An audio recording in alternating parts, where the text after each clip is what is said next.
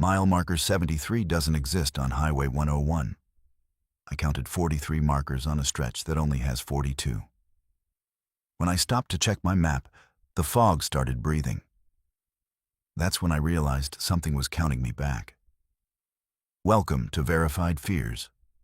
11 highways, 11 encounters. One question: what happens when the fog knows your name? If you've ever felt watched on an empty road, don't drive away from this video. Because by Story 7, you'll understand why some routes never let you leave. Hit that subscribe button and strap in, because the Pacific Northwest just opened a door you can't close. I've driven Highway 101 between Tillamook and Lincoln City for 6 years. 6 years of the same route, the same exits, the same mile markers counting down like a heartbeat. 42 markers on that stretch. I know because I've counted them more times than I care to admit during those long, mind-numbing Tuesday night deliveries. So when I counted 43 last week, I thought I was losing it. Exhaustion, maybe. Too much coffee, not enough sleep. But the number on that green reflective sign was clear as anything I've ever seen. Mile marker 73. And it was sitting right there between 72 and 74, like it had always belonged. It was 2:47 a.m. when I first saw it. The fog had rolled in thick off Tillamook Bay, the kind that turns your headlights into useless white walls that barely cut 5 feet ahead. I'd slowed to 40, maybe 35, just trying to keep the center line in view. The drizzle wasn't helping either, turning the asphalt into black glass that reflected nothing but more fog. I hadn't seen another vehicle in over 40 minutes.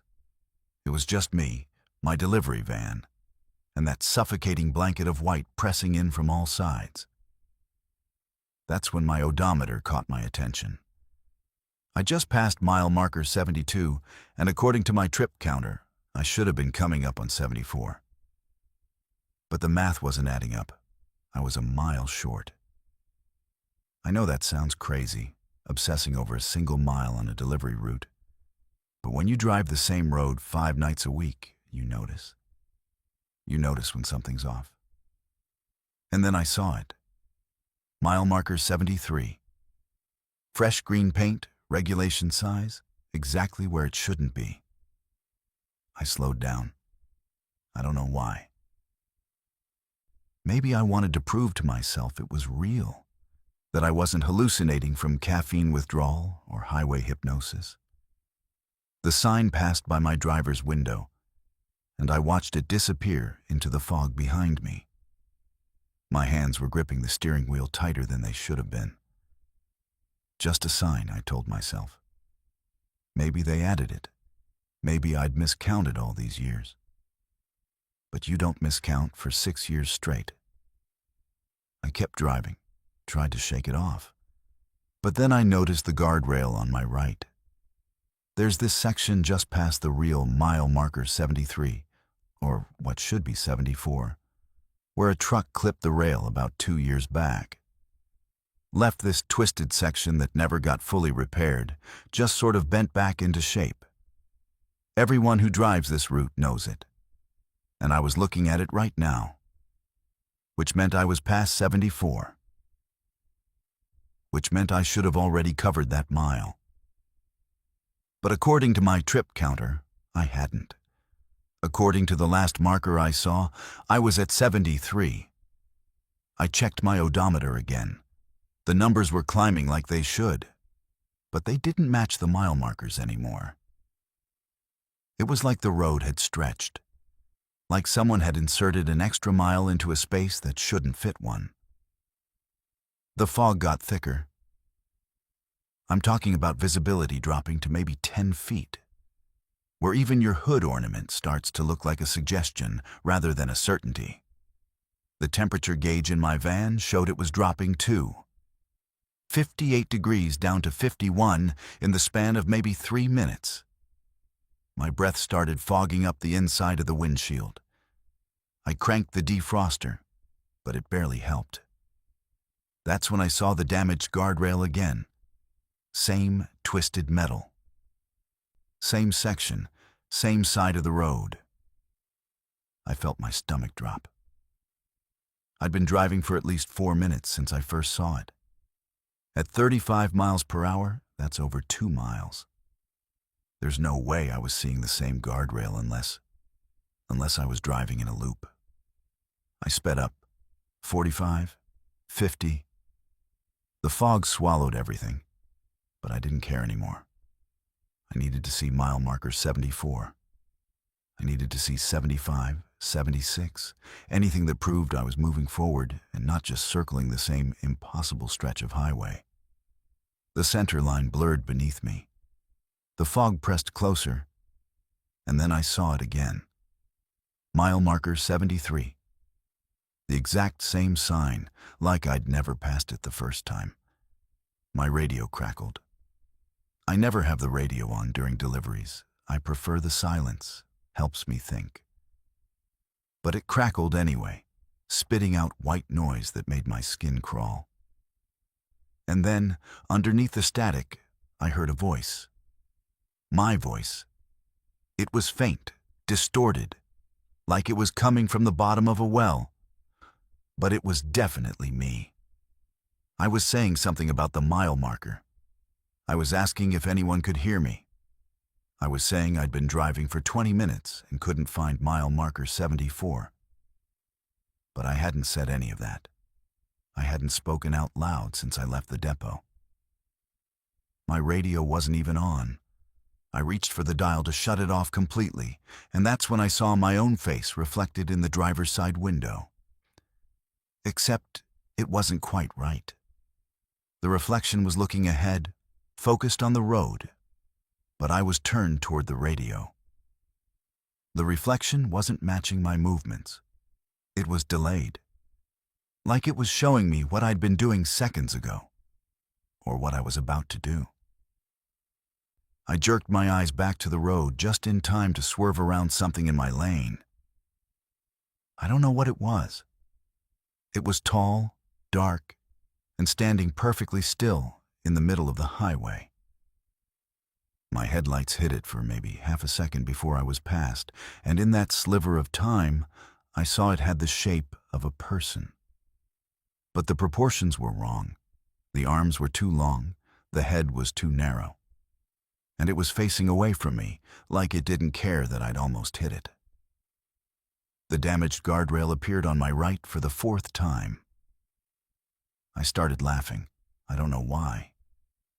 Maybe it was panic.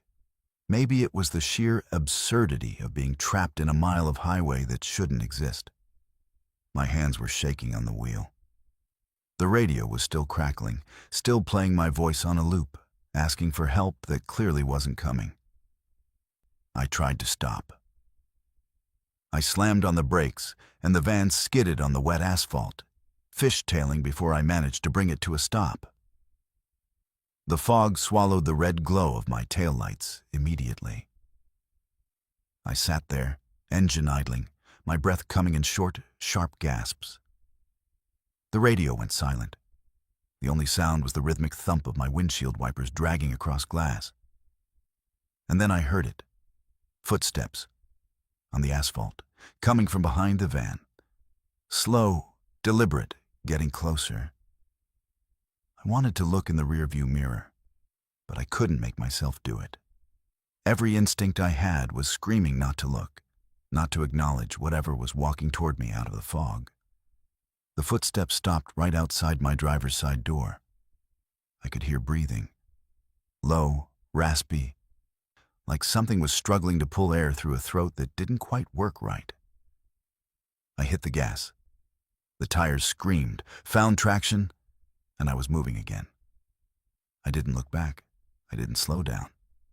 I just drove, watching the mile markers flash by in a sequence that finally made sense. Mile marker 74. Mile marker 75. Mile marker 76. The fog started to thin. The temperature climbed back to normal. My radio stayed silent. When I finally pulled into the depot 3 hours later, 3 hours late, which should have been impossible given the distance I had left. I checked my GPS logs. According to the satellite data, I'd traveled 60 miles further than the route required. 60 miles that didn't exist on any map. 60 miles that somehow fit inside a stretch of highway I could drive with my eyes closed. I haven't taken that route since. I told dispatch I needed a different assignment, said I was dealing with fatigue, needed a change of scenery. They didn't ask questions. But last week, another driver mentioned something strange. Said he'd been on Highway 101 near Tillamook, and he swore he counted 43 mile markers on a stretch that should only have 42. Said there was one between 72 and 74 that he'd never noticed before. I didn't tell him what I knew. I didn't tell him that mile marker 73 wasn't just a sign, it was a door. And once you notice it, once you see it and acknowledge it's there, the road remembers you. I still hear my voice sometimes, late at night when I'm trying to sleep. It's crackling through static, asking if anyone can hear me, asking if anyone knows how to find mile marker 74. And I know, somewhere out there in the fog, I'm still driving that loop, still looking for a way out, still counting mile markers that will never add up. The dashcam footage exists. That's the part that keeps me up at night. It's not a story I can dismiss as a panic attack or sleep deprivation. The Oregon State Police have it in their evidence locker, labeled as an unexplained incident, because they can't figure out what else to call it. The official report lists exposure and acute stress-induced cardiac event as the cause of death for the ranger they found 3 days later. What it doesn't mention is what the camera recorded. What it doesn't mention is that I watched the forest breathe. I was working the night shift as a forest ranger on Highway 26, the stretch that winds through Mount Hood National Forest near Zigzag. It's quiet work mostly. You drive the service roads, check for fallen trees, watch for illegal campers, make sure the trails are clear. That night, or technically, early morning, I was on SR 173, one of those narrow access roads that branches off near rhododendron. It was 4:15 a.m., and I'd just finished checking a trailhead when my engine died, just cut out. No sputtering, no warning lights. 1 second it was running fine, the next it was dead silent. I tried the ignition, nothing. Not even a click. The headlights stayed on though, which was strange. Battery was fine, apparently. Everything electrical worked except the engine itself. I grabbed my radio to call it in, let dispatch know I'd need a tow, probably wouldn't make it back before shift change. Standard procedure. Annoying, but not unusual. Vehicles break down. It happens. That's when I noticed the silence. And I mean real silence. The kind that presses against your eardrums like water pressure. No wind in the trees. No birds starting their pre-dawn chorus. No insects. Nothing. Just this absolute suffocating quiet that made my own breathing sound like a hurricane. I've worked these forests for 8 years. There's always sound. Always. Even at 4 in the morning, there's something. But right then, it was like every living thing within a mile had simultaneously stopped existing. The fog had been light when my engine died, just wisps drifting between the Douglas firs. But it was thickening fast. I watched it roll in through my headlight beams, watched it build from nothing into this dense, choking wall that cut my visibility down to maybe 15 feet. The temperature dropped. I'm not talking about a gradual cool down. I'm talking about 20 degrees in less than 2 minutes. My breath was suddenly visible. Frost started forming on the inside of my windshield. I turned on my dash cam. Habit, really. Whenever something feels off, you document it. That's the training. So I flipped it on, And I'm glad I did, because otherwise, nobody would believe what happened next. I sat there for maybe 5 minutes, just waiting, listening to that horrible silence, when I heard it.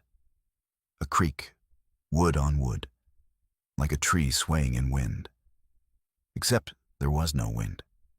I'd been watching the fog. It wasn't moving. It was just sitting there, perfectly still, like it was waiting. Another creak, then another. I looked out my driver's side window, and that's when I saw the trees closest to the road were moving. Not swaying. Moving. Their trunks were contracting and expanding, pulling in and pushing out like lungs, like the forest was breathing. I sat there, frozen, watching a 100-foot Douglas fir compress inward, its bark rippling, its branches drawing closer to the trunk, and then expanding back out.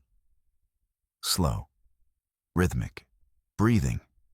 Every tree I could see was doing it, all of them in perfect sync.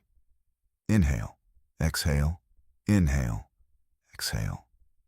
The fog pulsed with them, thickening when the trees contracted, thinning slightly when they expanded. It was like the fog wasn't separate from the forest. It was part of it.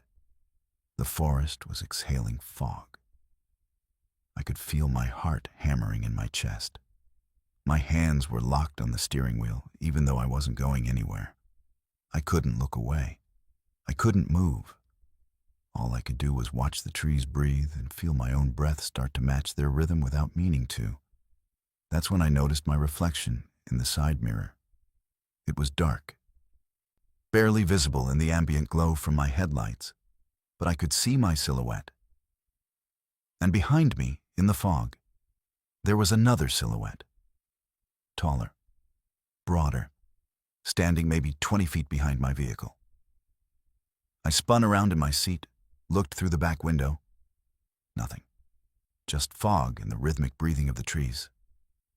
But when I looked back at the mirror, the silhouette was still there. Closer now. Maybe 15 feet. I locked the doors. Stupid, I know. Like locks would matter against whatever was out there. But you do stupid things when your brain is trying to process something it doesn't have a framework for. The silhouette moved again. I watched it in the mirror. It took a step forward, but it didn't walk like a person. It moved like the fog itself was shifting. Like something massive was displacing the air, and the fog was just filling in the shape of it. Then I saw my own silhouette move in the mirror. It raised its hand. I hadn't raised my hand. I was still gripping the steering wheel. But in the mirror, my reflection lifted its arm, reached toward the larger silhouette behind it, and the larger shape reached back. Their hands met. And I felt it. I felt something cold and impossibly vast touch the top of my head, pressed down like a hand resting on a child's skull. The pressure was gentle but absolute. I couldn't move, couldn't breathe. The trees kept breathing around me, and that pressure kept pressing down. And I realized, with perfect crystalline clarity, that I was inside something. Something so large that what I thought was a forest was just the interior of it. My dashcam was recording all of this.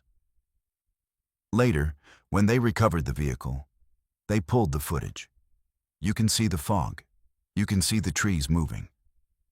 But what you can really see, what made the reviewing officer go pale and refuse to comment on the record, is the shape. When they enhanced the footage, when they adjusted the contrast and brightness, you can see that the fog isn't random.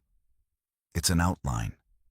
The entire visible area, every tree, every inch of road, everything my headlights touched, is contained inside a massive humanoid silhouette. The trees are inside it. The road is inside it. I was inside it. The pressure released. I gasped, sucked in air like I'd been drowning. The hand, or whatever it was, lifted off my head. The silhouette in the mirror stepped back, dissolving into the fog. The trees stopped breathing. All at once. They just stopped.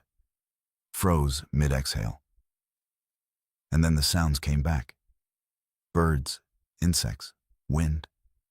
It all rushed back in like someone had unmuted the world. My engine turned over on its own, just fired up without me touching the key. The headlights flickered once and then stabilized. I should have driven away right then. I should have put the vehicle in gear and gotten the hell out of there. But I couldn't. I was shaking too hard. My hands wouldn't work. So I just sat there while the fog began to thin, while the temperature climbed back to normal, while the forest pretended it had never been anything other than trees and dirt and moss. When I finally managed to drive out, when I got back to the ranger station and tried to explain what happened, they thought I was having a breakdown. Overworked. Too many solo night shifts. They put me on leave. Mandatory psych eval. I would have believed them, would have convinced myself it was a hallucination brought on by carbon monoxide or stress or something, except for the dashcam footage. They couldn't explain that. They still can't. 3 days after my incident, another ranger was found on the same service road, dead in his vehicle, engine running, no signs of struggle, no toxicology hits. The autopsy said his heart just stopped, but his dash cam was running too. And in his footage, you can see the same thing. The trees breathing, the fog pulsing. And in the enhanced stills, you can see the outline, the massive shape that contains everything. I don't work for the Forest Service anymore. I can't. Because now I know. When you drive through those mountains, when you wind through those trees in the fog, you're not moving through a forest. You're moving through something that's using the forest as lungs, something so large that highways and trees and entire mountain ranges are just the space between its ribs. And sometimes, when the fog is thick enough, when the silence is deep enough, it breathes. And if you're unlucky enough to be there when it does, it notices you. It reaches down. It touches you. And once it touches you, you become part of the breathing too. The 911 dispatcher had the kindest voice I've ever heard. Calm. Professional. The kind of voice that makes you believe everything's going to be okay, even when your car is sideways in a ditch and the temperature is dropping fast enough that you can watch your breath get thicker with each exhale. She told me help was on the way. She told me to stay in the vehicle, keep the engine running for heat, and stay on the line with her. She stayed with me for 38 minutes. I know because I watched the call timer on my phone. 38 minutes of her voice keeping me calm while I waited for highway patrol to arrive on Interstate 90, just past mile marker 52 near Snoqualmie Pass. When they finally pulled up, when the trooper knocked on my window with that concerned look they all have, the first thing he asked was whether I'd called 911. I said yes, of course I did. I held up my phone, showed him the call timer still running. He looked at my screen, then looked at me, and said dispatch never received a call from my number. He said they got an anonymous report about a vehicle in the ditch, but there was no 911 call. No record of it. Nothing. But I have the call log. It's right there on my phone. 38 minutes and 14 seconds. And I remember everything she said. Every single word. It started when I hit the black ice. I wasn't speeding, maybe 55 in a 65 zone because the fog was rolling in and the roads were getting slick. This was around 11:37 p.m. on a Tuesday in February. I was heading home from Seattle, making the drive I've made 100 times. The pass was mostly clear. just some patches of fog creating those weird halos around the overhead lights. And then my back end just went. No warning. Just suddenly the car was spinning, and I was gripping the wheel trying to remember if you're supposed to turn into the skid or away from it. And then I was stopped, tilted at an angle in the drainage ditch, nose pointed at the tree line. I sat there for maybe 30 seconds, just breathing, taking inventory. Was I hurt? No. Was the car drivable? Probably not at this angle. Could I get out and walk? In this cold? Bad idea. So I did what you're supposed to do. I called 911. It rang twice, and then she answered. 911, what's your emergency? I explained the situation, told her where I was, that I'd gone off the road, that I was okay, but stuck. She asked all the right questions. Was I injured? No. Was anyone else involved? No. Could I see the mile marker? Yes, 52. She told me she was dispatching highway patrol, that they'd be there within 20 minutes given the weather, and to stay in the vehicle with the engine running.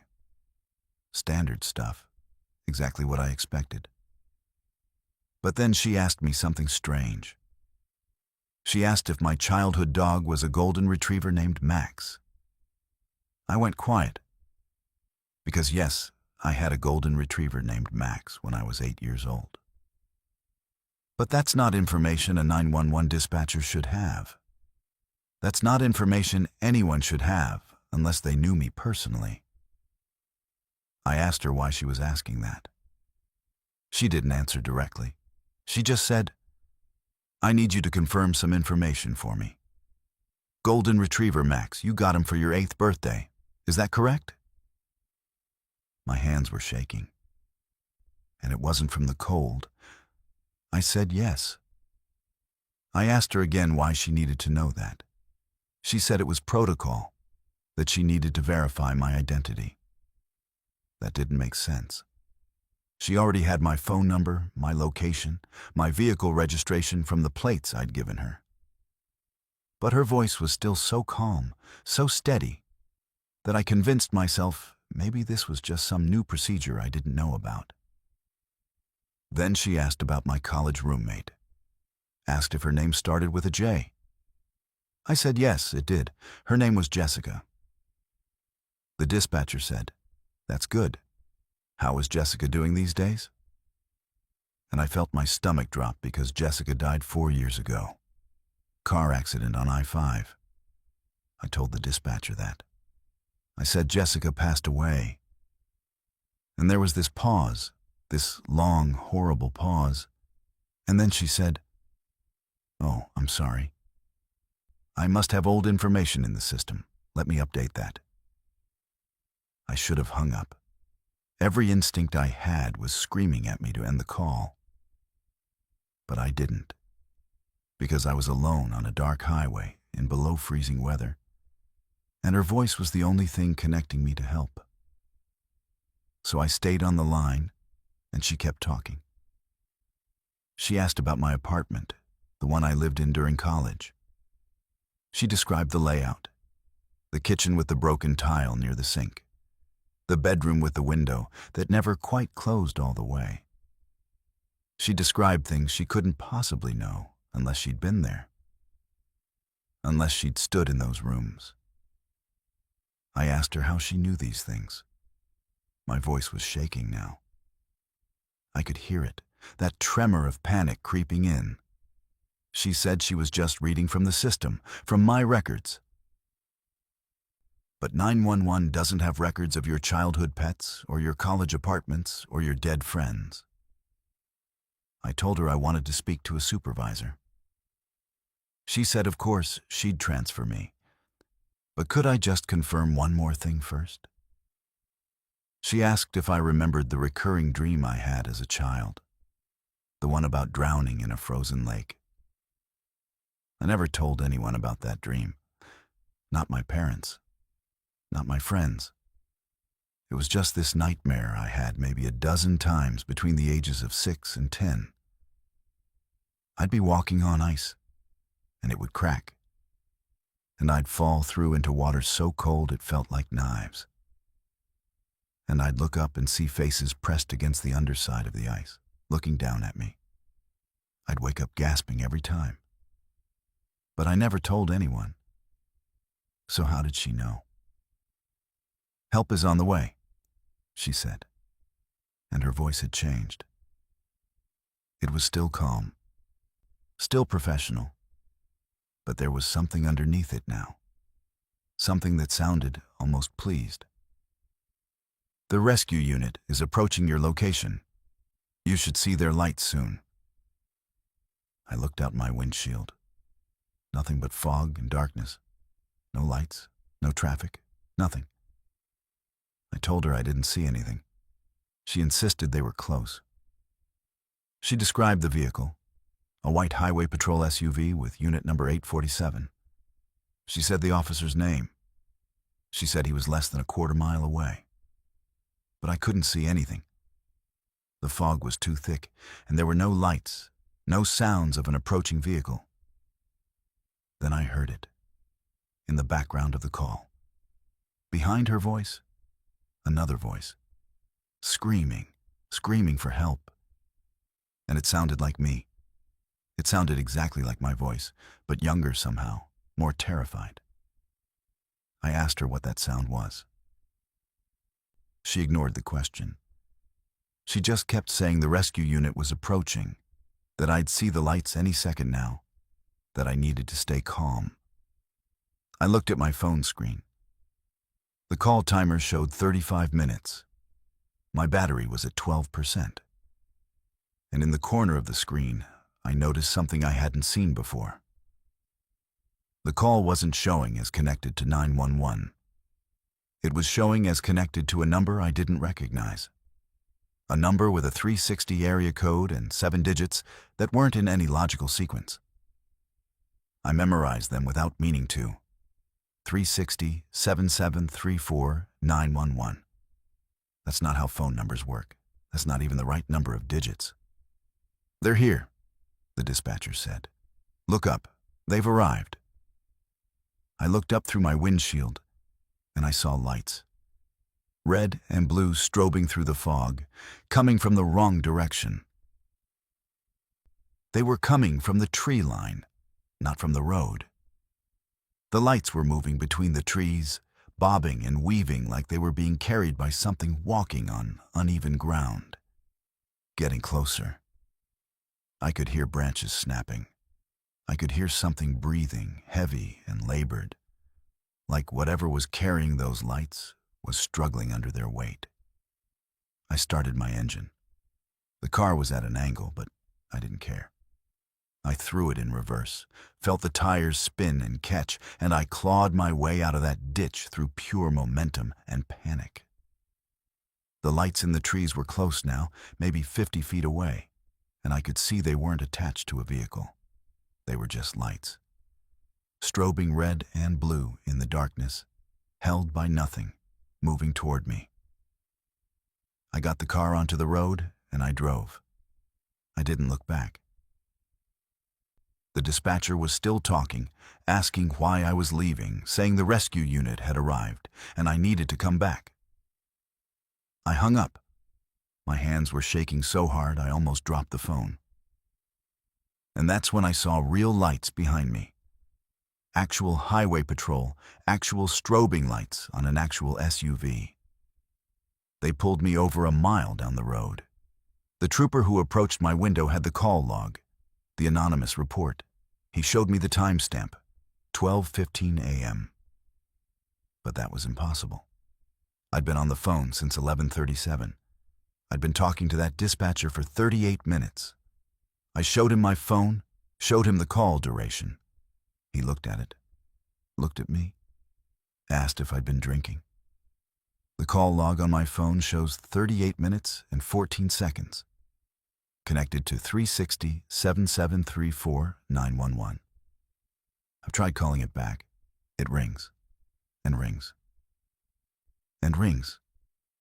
And sometimes, if I let it ring long enough, someone picks up, and I hear my own voice asking if help is coming.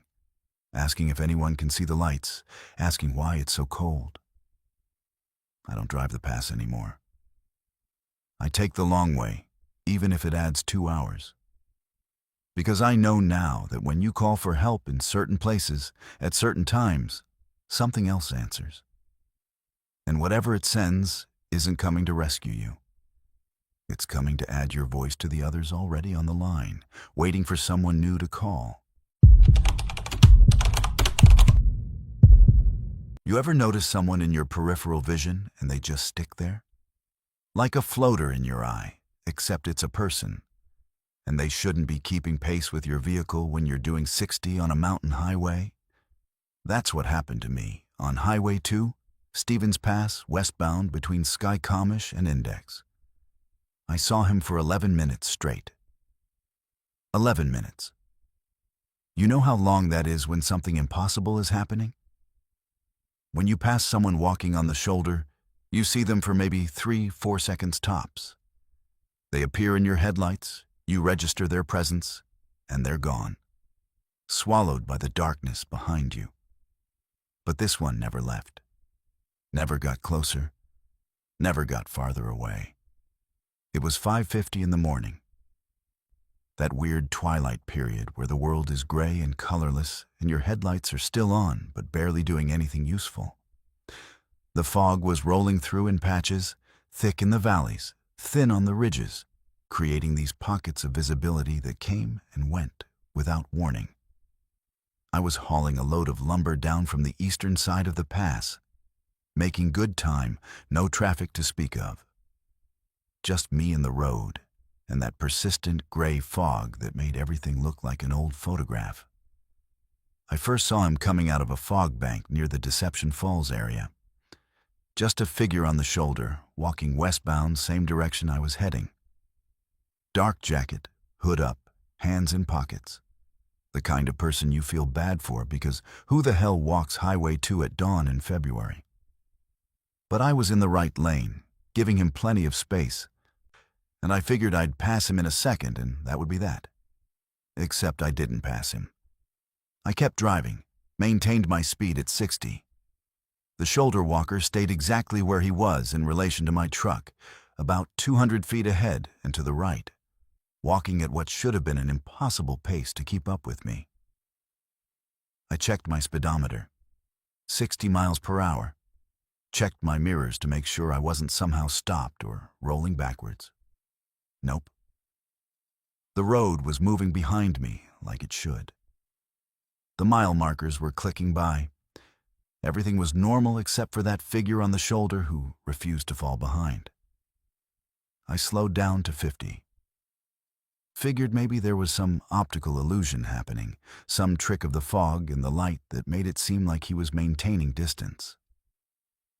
The figure slowed down, not gradually, instantly. Like someone had adjusted his playback speed to match mine. Same walking gait, same rhythm, just covering less ground per step. Still exactly 200 feet ahead. My hands tightened on the wheel. I sped back up to 60. He sped up.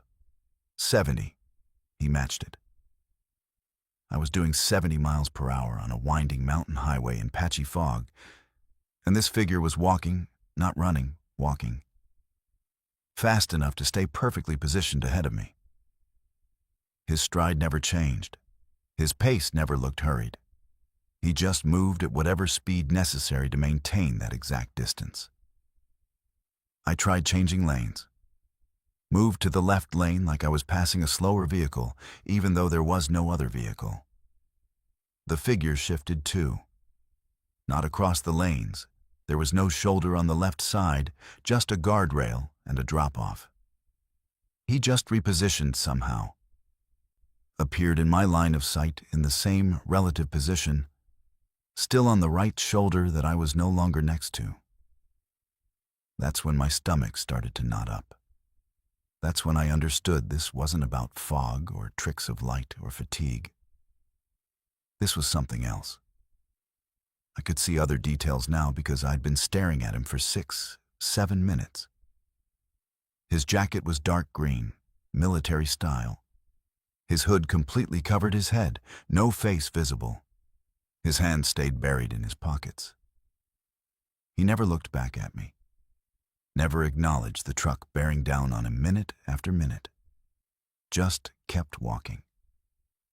The fog would thicken, and I'd lose sight of him for maybe 5 seconds, and I'd feel this stupid surge of relief. But then the fog would thin, and there he'd be, exactly 200 feet ahead, like he'd never disappeared at all. I grabbed my CB radio. Didn't even know what I was going to say. Hey, anyone else seeing weird shit on Highway 2? But when I keyed the mic, all I got was static. Loud, aggressive static that made me drop the handset. I tried my cell phone. No signal, which wasn't unusual for this stretch. But the timing felt wrong. Everything felt wrong. The sun should have been coming up by now, brightening the sky, burning off the fog. But it stayed that same flat gray, like dawn had stalled out and given up. 9 minutes. I'd been watching him for 9 minutes. My neck was starting to hurt from the tension. My eyes were burning from not wanting to blink, from being afraid that if I looked away for even a second, he'd be somewhere else, somewhere worse. I started talking to myself. This isn't real. This is microsleep. You're hallucinating because you've been driving too long. But I wasn't tired. I was more alert than I'd ever been in my life. Every nerve was firing, every sense dialed up to maximum, my body screaming that I was in danger, even though the danger was just walking ahead of me, not threatening anything except my understanding of how the world works. I made a decision. I floored it. The engine roared, the truck surged forward. The speedometer climbed to 75, then 80. This was stupid on a foggy mountain highway, borderline suicidal, but I didn't care. I needed to either catch up to that figure or leave it behind. I needed this to resolve. The figure accelerated. Same walking gait, same casual stride, but covering ground like an Olympic sprinter, like someone had cranked up the playback speed to match my 80 miles per hour. Still 200 feet ahead, still perfectly positioned. I slammed on the brakes. The truck protested, the load shifted, the tires screamed, but I brought it down to 40, then 30, then 20. The figure slowed with me. Exactly matched. Never closer, never farther. And that's when I understood. Distance didn't matter. Speed didn't matter. This thing had locked onto me, had established its position relative to my vehicle, and it would maintain that position no matter what I did. I was towing it. Not with a chain or a rope, but with something else.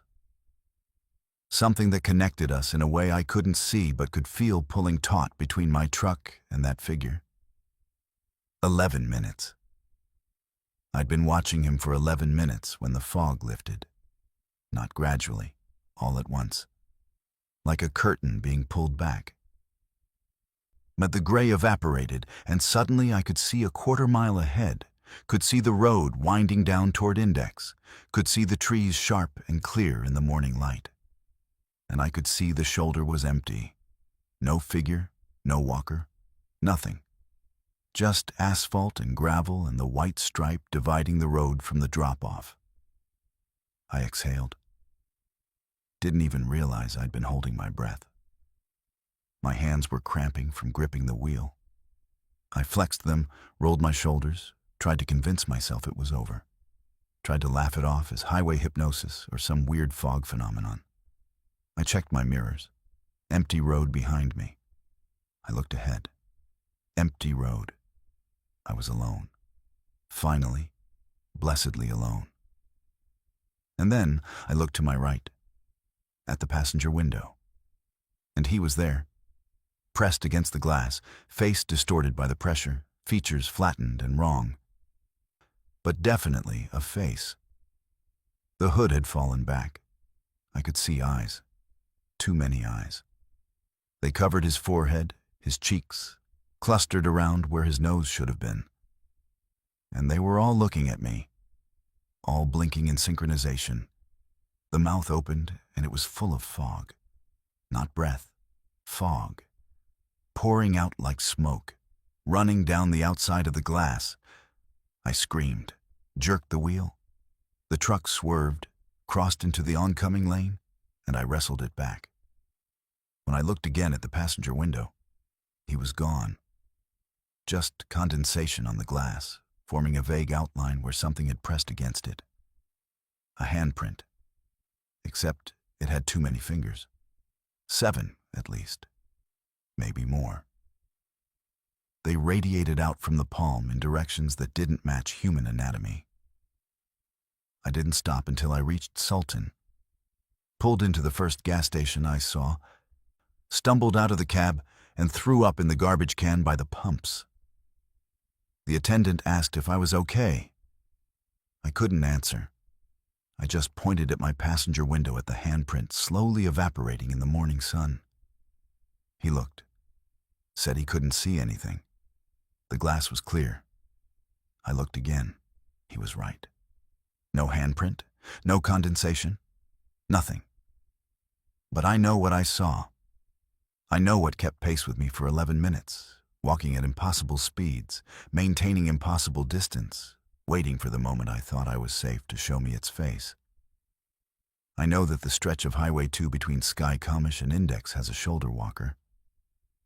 And if you see him, if he appears in your headlights and doesn't fall behind when you pass, don't speed up, don't slow down, don't try to outrun him or outlast him, because the distance doesn't matter to him. The only thing that matters is that he's found you. And once he's locked on, once he's established his position 200 feet ahead of you, he'll stay there as long as he wants. Walking, waiting, getting ready to show you what's under the hood, getting ready to press his face against your window and breathe fog into your truck and make you understand that some things on the highway aren't hitchhiking. They're hunting. And they're patient. So very, very patient. There's a rest stop on Highway 101 near Aberdeen that doesn't exist. I know because I've looked for it 14 times since that night. Driven that same stretch between mile markers 88 and 91 in every possible condition. Clear skies, rain, fog, middle of the day, dead of night. It's never there. But it was there on March 17th at 9:47 p.m. when I pulled off because I couldn't keep my eyes open another mile. And according to my dash clock, when I pulled back onto the highway, it was 10:34 p.m. 47 minutes. I lost 47 minutes in a rest stop that the Washington State Department of Transportation swears was never built. I was driving back from visiting family in Port Angeles, making the coastal route because the inland highways were getting hammered by storms. Highway 101 was clear enough, just heavy fog rolling in off Gray's Harbor. The kind that makes your high beams useless and turns every reflective sign into a smeared glow. I'd been on the road for 3 hours, and I was fading fast. You know that feeling when your eyelids start to weigh about 50 pounds each and you catch yourself drifting between lanes. That's where I was. Dangerous, stupid, I needed to pull over. The sign appeared in my headlights like a gift. Rest area 2 miles. I didn't remember a rest area in this section, but I also didn't care. 2 miles of staying alert, and then I could close my eyes for 20 minutes, shake off the fatigue, finish the drive home. The fog was getting thicker, reducing my world to about 30 feet of visible road. But I saw the exit clearly enough. A standard off-ramp with the blue rest area sign and the little icon of a picnic table. I took it. The rest stop was small. Single building, maybe a dozen parking spaces, surrounded by tall cedars that looked black in the fog and the limited lighting. There were no other vehicles, which made sense given the hour and the weather. The building itself was concrete block, institutional and bland, with that yellowish exterior lighting that makes everything look vaguely sickly. I pulled into a space near the entrance, killed the engine, and just sat there for a minute, feeling the exhaustion settle over me like a heavy blanket. I should have noticed things then. I should have paid attention to the fact that the vending machines visible through the front windows were the old style, the kind with the pull handles instead of the electronic displays. I should have wondered why the exterior lights had that sodium vapor color when most rest stops upgraded years ago. I should have questioned why the whole place felt like it was stuck in 1987. But I was tired. Bone tired. All I wanted was a bathroom and maybe a terrible cup of coffee from whatever machine they had inside. The door opened smoothly, and I stepped into fluorescent lighting that hummed just a bit too loud. The interior was spotless. Unnaturally clean. The tile floor gleamed. The walls had no graffiti, no scuff marks, no wear at all. The bathroom doors looked freshly painted. Even the bulletin board near the entrance, which usually hosts wrinkled flyers and outdated tourism brochures, had perfectly aligned notices under glass that looked like they'd been placed yesterday. There was a smell, too. Cedar and something else. Something chemical and sweet that reminded me of funeral homes. I walked to the men's room, and that's when I saw the attendant.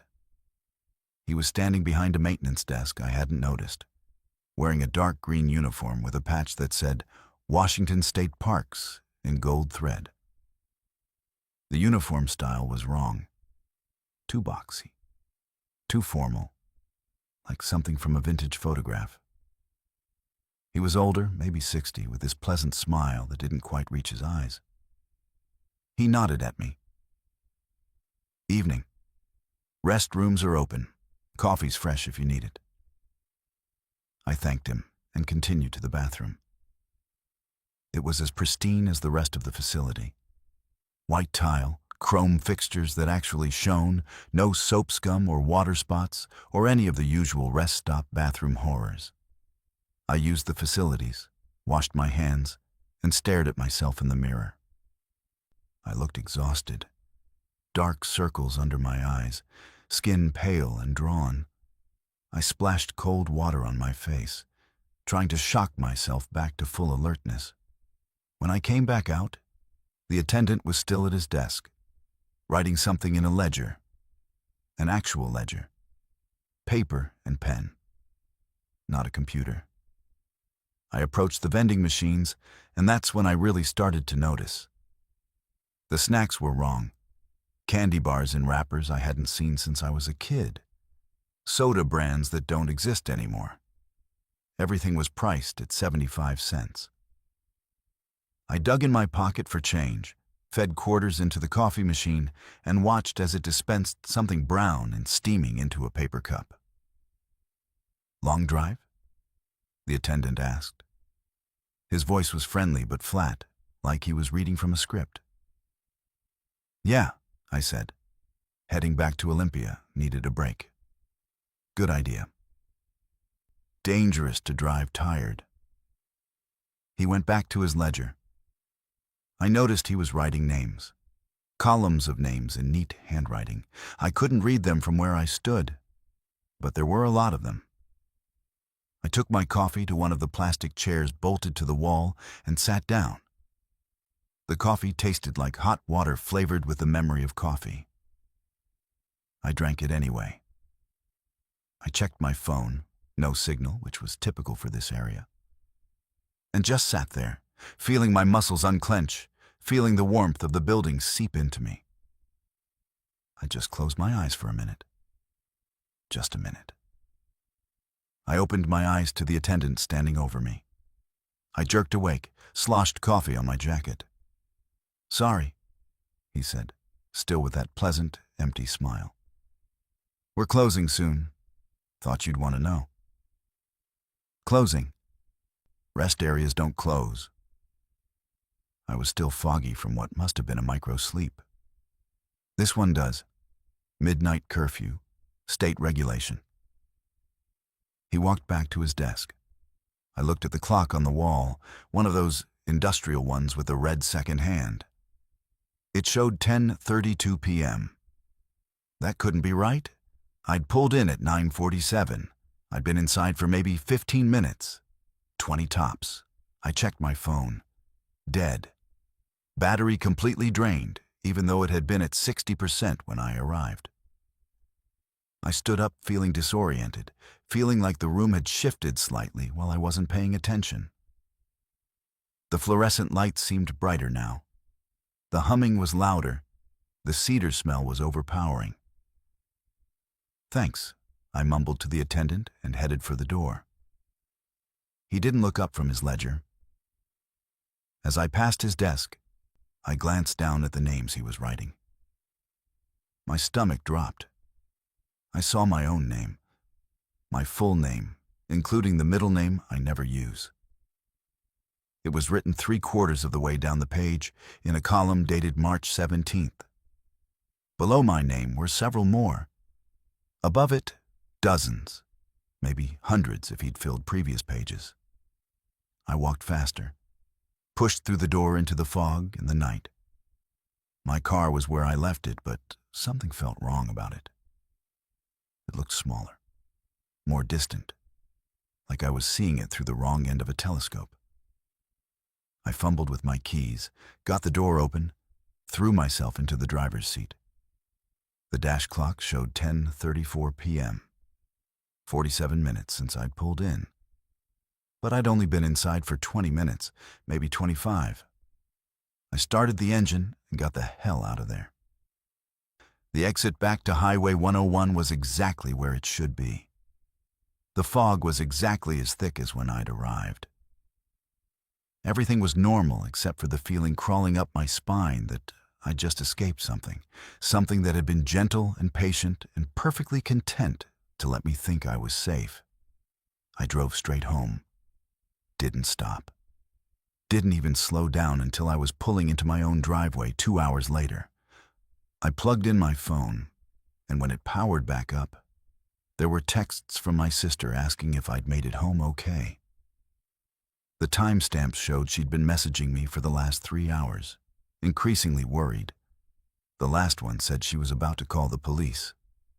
I reassured her I was fine, told her my phone died, went inside and tried to forget about the rest stop.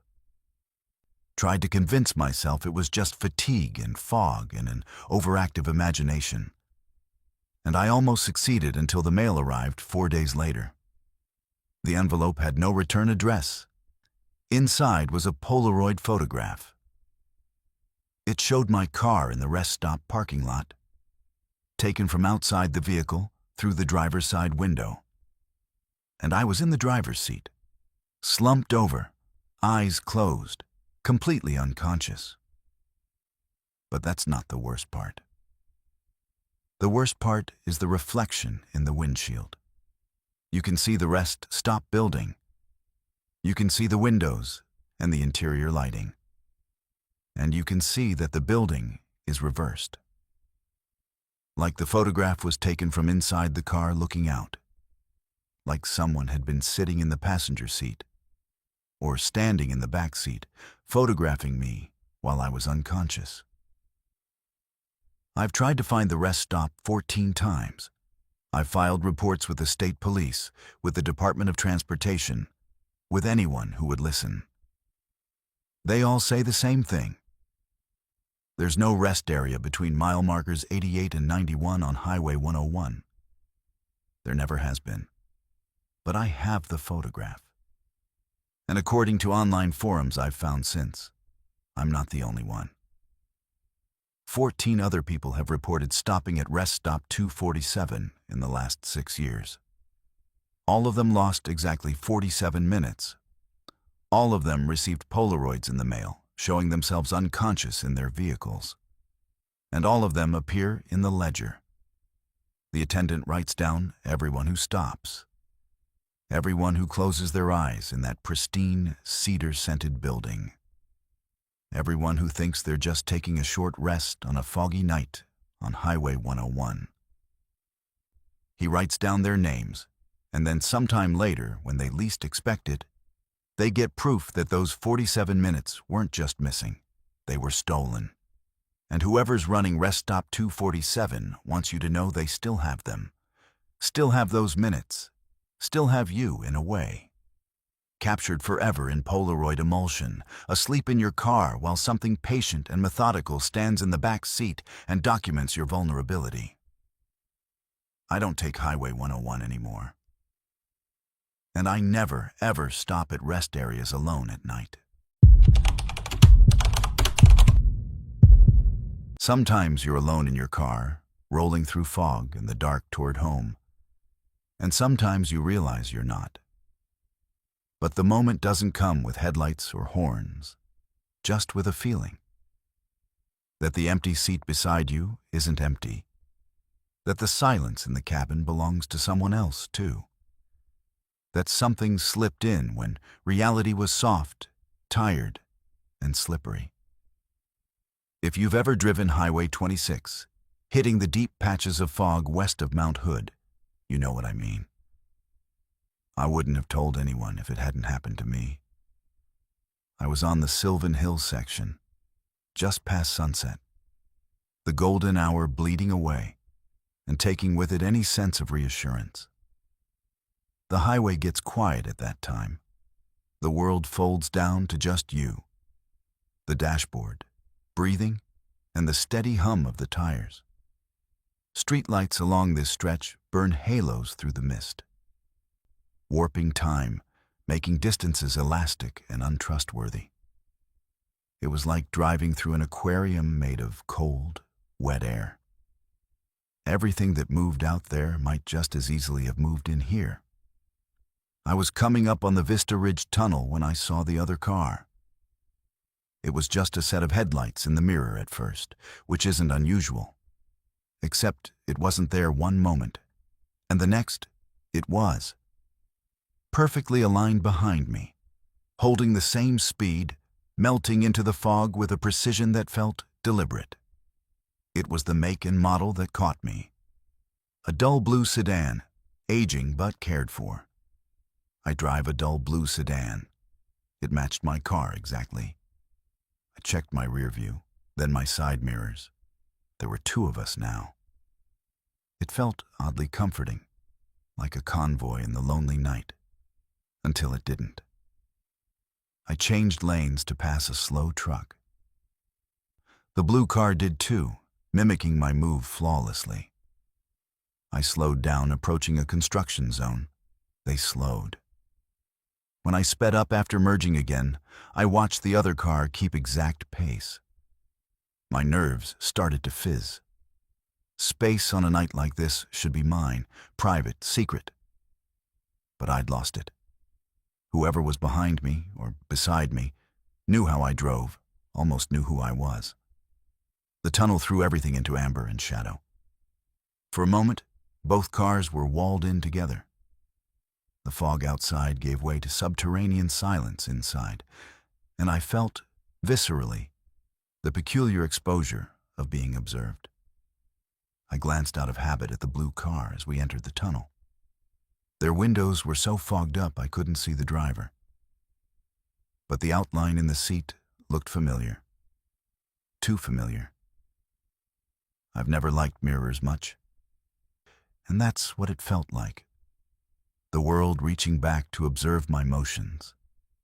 As we exited the tunnel, I noticed something wrong with my dashboard. The trip odometer was climbing in double digits, ticking up faster than miles were passing. By the time we hit the zoo exit turnoff, the numbers had blurred past my expectations. My breathing grew sharper, my focus narrowing. A sudden flicker, my phone lit up with a Bluetooth notification. A device called Merge 72 wanted to connect. That's my car's make and year, but I'd never named my device Merge. I swiped it away, but it came back, pinging every couple of miles like an insistent knock. The other car drifted closer, close enough for its headlights to fill my cabin with silver light. I decided to test it. I changed lanes, more sharply this time, risking a swerve. They did too. A breath's delay, but precise. I forced myself to look directly through the driver's window this time. Their face poked through the dirty glass and condensation just for one heartbeat, long enough to make me freeze at the wheel. It was me. My jacket, my tired face, even the small birthmark below my left eye. But the expression was hollow, like someone seeing themselves for the first time and not liking what they saw. The fog thickened, wrapping the highway up in a shroud. I tried rationalizing. Sometimes cars ghost each other, drivers with matching routes, matching speeds. Sometimes you hallucinate alone in the dark. But it didn't add up. The temperature dropped, my breath fogged the windshield, and my heart seemed to chime with the rhythm of two cars racing nowhere. My mirrors made it worse. They showed not one car, but several. Sometimes two headlights behind me, sometimes none. They drifted and divided as the fog thickened, merging, splitting, playing tricks. I stopped trusting the reflections. When I glanced at my rearview mirror again, my own eyes looked back, a face pressed too near the glass, pale and patient. When I blinked, it was gone, replaced by just the pale blue car in the mist. The trip odometer hit 71. The highway itself curves at that marker, looping toward the city's lights. But I wasn't sure what city I was heading for. I felt a kind of panic begin, a rootless, drifting sensation, like when you misremember your own birthday or lose your keys and realize what you're missing isn't just an object. It's a fundamental part of who you are. That's when the other car drifted into my lane. Not suddenly, not dangerously, just inching closer, as if the space between us was meant to dissolve. Lights washed across my dashboard. My car, my skin, felt diffused, stretched thin like fog. The boundary between me and them was breaking down, like the road was folding both of us into one. I tried to slow. I tried to speed up, anything to reestablish distance, but my feet and hands didn't respond. My body was here, but I was drifting, losing the shape I'd occupied for years. The radio turned on by itself, crackling static, and then a voice broke through, my own, but younger, maybe from years ago, listing memories I hadn't thought about in ages. Favorite toy, childhood friend, favorite song, all the things that anchor us and make us who we are. The words ran together, distorting, merging with someone else's, not quite matching my recollection. I realized the other car was not beside me anymore. It was inside me. Not physically, spiritually, mentally, whatever word you want for a crossing that's more than just swapping lanes. My hands felt unfamiliar. Same scars, but a different way of gripping the wheel. My reflection in the side window was warping, the features blending with a shadow, my expression changing before I felt the emotion. I was becoming, in some small way, someone else. Someone just like me, but not me at all. The streetlights flickered and the world bent. I looked over and for the first time saw a passenger.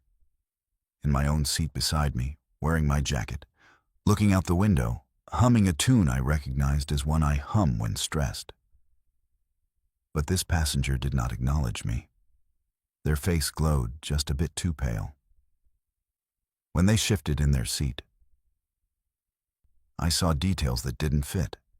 A scar on the chin that I don't have. Nails clipped smooth when mine are always ragged.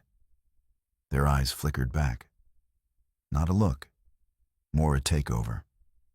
I drove by instinct then, barely registering the highway signs, the landmarks I'd known for years that suddenly looked subtly different. Older or newer or robbed of the associations that once made them familiar. A wrong tree here, a stoplight the wrong color there. My hands gripped the wheel but felt numb. The tattoos on my left knuckles shimmering, shifting shapes in the peripheral vision. Each glance in the mirrors brought a new variation of my own face. Slower, older, younger, stranger. Even the voice on the radio looping back, now talking about memories I know I never had, cities I'd never seen, people I never met, things that almost sounded close, but not quite. As I neared my neighborhood, the houses blurred. I pulled into my driveway, or so I thought. The home looked familiar, but not right. The fence was on the wrong side, the mailbox dull orange instead of rusty red. As I killed the engine, I realized my keys didn't match the ignition. They barely fit, like they belonged to a different car entirely. The passenger beside me turned to look directly at me for the first time. Their lips moved. "You made it," they said in my own voice, but rough, distorted. "Almost home." I tried to speak, but there was only silence. Whatever words I meant swallowed up by fog. We walked into what should have been my house. The door unlocked with my key, but the scent in the hallway was wrong. The arrangement of the furniture off by inches, photographs in the hall showing faces I almost recognized, but didn't.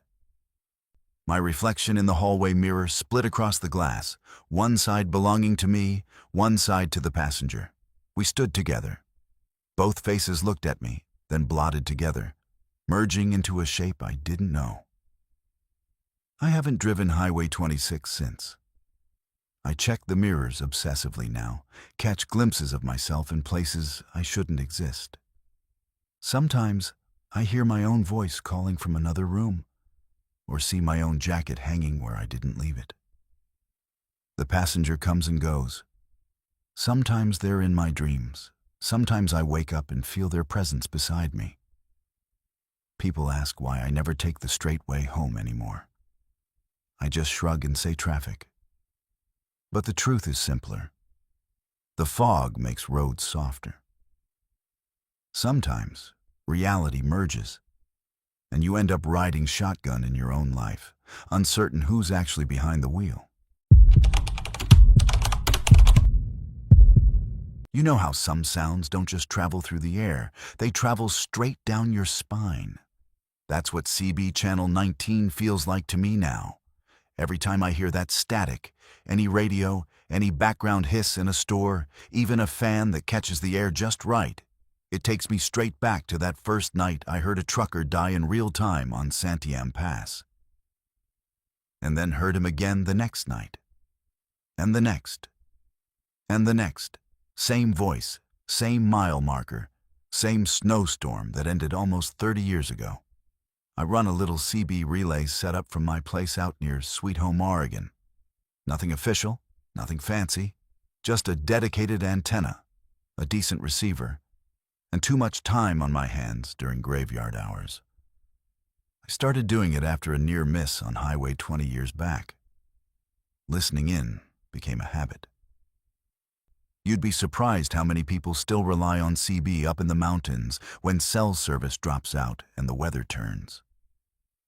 I keep the scanner on low while I'm puttering around the house, and if anyone calls out something that sounds like real trouble, I call it in. That's how this started. Me half listening, thinking I'd maybe help someone change a tire with my voice and a phone call. It was just after 12:30 a.m. when I heard him. Channel 19. The static fell away like someone parted a curtain, and his voice came through so clear I instinctively looked around, like he was in the room with me. Out of breath, tight with pain, but trying to sound professional. Breaker 19, Breaker 19. This is northbound rig on 20. I'm at mile 87, I think. Santiam Pass. I've rolled it. Cab's pinned. I need someone to copy. I went cold all at once. I knew that stretch. I knew how fast ice could form there when the fog settled into the trees and the temperature dropped just a little too far. I grabbed my notepad the way I always do, wrote down the time, 12:32 a.m. "Copy that, northbound on 20, I said into my mic. "This is a home receiver near Sweet Home. Repeat your situation. I'll call it in." There was a harsh crackle, and then a rattling sound that I realized was glass and metal still settling. He sucked in a breath. I lost it. Black ice. I was coming down off Tombstone in the fog. Didn't see it till... He cut off with a grunt, like someone had dropped a cinder block on his chest. "Trailer jackknifed. Cab sideways. I'm pinned against the door. Can't feel my legs. Think my load went over the side." My hands were already moving. Phone in one, pen in the other, writing down every word. "Highway 20, mile 87. Santiam Pass, jackknifed rig, possible rollover, driver pinned." I could picture the exact place he meant. One of those deceptive curves where the forest feels larger than it should be, leaning in on both sides, like it wants the road back. "Stay with me," I told him. "I'm calling state police now. You just keep talking so I know you're still with us." The dispatcher picked up on the second ring. I rattled off the details automatically, giving my location, his words, his mile marker. They took it seriously immediately. No hesitation, no skepticism. Just that clipped, efficient tone that means they're already hitting buttons and relaying coordinates. "We're dispatching OSP and a rescue unit out of Sisters," the dispatcher told me. "Stay on with the driver if you can, but do not attempt to make contact physically. Let the professionals handle it." I promised I would. Went back to the mic. "Okay," I said, trying to keep my voice level. "Help is on the way. I called you in. Can you tell me your company? Any hazmat on that load?" He gave me the company name, the route. Loading out of Bend, logs headed west. No hazmat, just timber. His breathing kept hitching, shallow and wet. There was something about the way it sounded that dug into me. I've heard hurt people on the radio before, but this had a depth to it. Like I was hearing the air move in a space far bigger than just a cab. "You still there?" he asked. The fear under his voice slipped a little closer to the surface. Don't go quiet on me, all right? It's so damn dark out here." "I'm here," I said. "Tell me what you see out the windshield." There was a long pause where all I could hear was static and that labored breath. Then, nothing. Fog's all the way to the glass, like the lights are shining into milk. No stars, no trees, just white. I can't even see the road. Are you sure I'm still on it?" "You're on it," I lied. "You're on it and people are headed your way. Can you reach your hazard lights?" A rough scraping sound, a hiss of pain. "Think they came on when I rolled. Can't turn my head to check. Something's digging into my back. His voice cracked, dropped to a whisper. "I keep hearing trucks, but none of them are stopping. I hear them go by, feel the rumble, but I can't see their lights." "Why can't I see?" The radio squealed, then flooded with static. My heart slammed. "You're still there," I said sharply. "I hear you. Keep talking." He came back like he'd never left. "Hurts," he said. "Feels heavy cold." Then he added, almost conversationally, "I think I know this place." That stopped me. "You drive it a lot?" Yeah, sure. 100 times at least. But I mean, I know it. Like I've been right here before. This exact spot. There's a scar on the guardrail outside my window." A ragged laugh. "I noticed it coming up earlier tonight, you know. Thought, wonder what poor bastard did that. Joke's on me, huh?" I froze with the pen halfway to the paper. Because I knew that scar. I'd seen it myself more than once. a long, bright grind mark, half painted over, where a rig had kissed steel at some point in the late 90s. It was one of those things you stop noticing after enough years until someone says it out loud and pulls it back into focus. I don't know how long we talked after that. Time went funny. I remember asking him where he was from, if he had anyone to call. He told me about a sister in Yakima, a dog waiting at home, a favorite diner in Sisters, where they still remembered his order. Little pieces of a life scattered between grunts of pain and the distant, muffled roar of occasional traffic. The dispatcher cut in twice to ask if I still had him on the line. I said yes both times. The last update I got was that troopers were minutes out. "Do you hear any sirens?" I asked him. "No," he said. "Just trucks that don't exist." "What do you mean?" "I hear 'em." His voice sharpened, panic edging every word. "I hear them come around the bend, engines under load, brakes whistling. I feel 'em shake the rig. But I don't see a damn light. Not one. It's like they're driving through me, like I'm not really here." The hair on my arms lifted. For a second, I was certain I wasn't just hearing him. I was there with him, trapped in that mangled cab with fog pressed to the glass, like a living thing. I could almost feel a cold draft against my own back. "Listen," I said quietly. "I'm staying with you. Right up until a trooper's voice cuts in and I hear him talk to you. Then you can yell at me for my terrible bedside manner, all right?" He gave this broken little snort that might have been a laugh if there'd been more air behind it. "Deal." The line crackled again, and underneath the noise, I heard something else. Fainter, distorted. At first, I thought it was an echo. Then I realized it was his voice, repeating something he'd said minutes earlier. Same words, same cadence. "Lost it. Black ice. Coming down off Tombstone in the fog." It looped, overlapped with what he was saying now. Two versions of him layered, like time had slipped and recorded itself wrong. I didn't tell him I heard it. I just gripped the mic harder and watched the clock on the wall crawl forward. At 12:54 a.m., the radio went silent, mid-sentence. "Copy? You still with me?" I said. "Come on, don't do that now. Talk to me." Nothing. Just hiss. I waited for the state police to break in with some variation of, "We have him. He's out.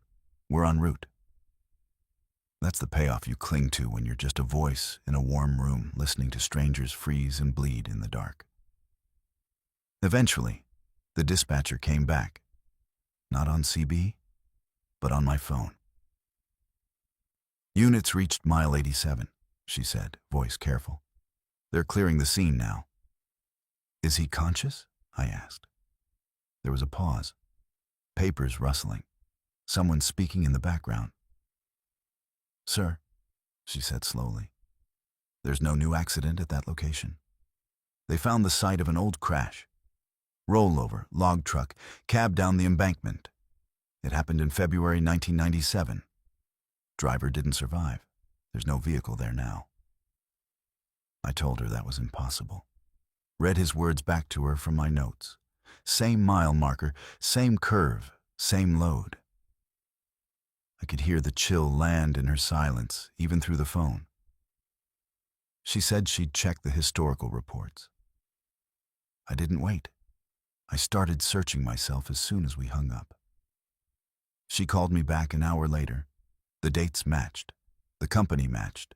Even the time of night lined up. Around 12:30 a.m., Santiam Pass.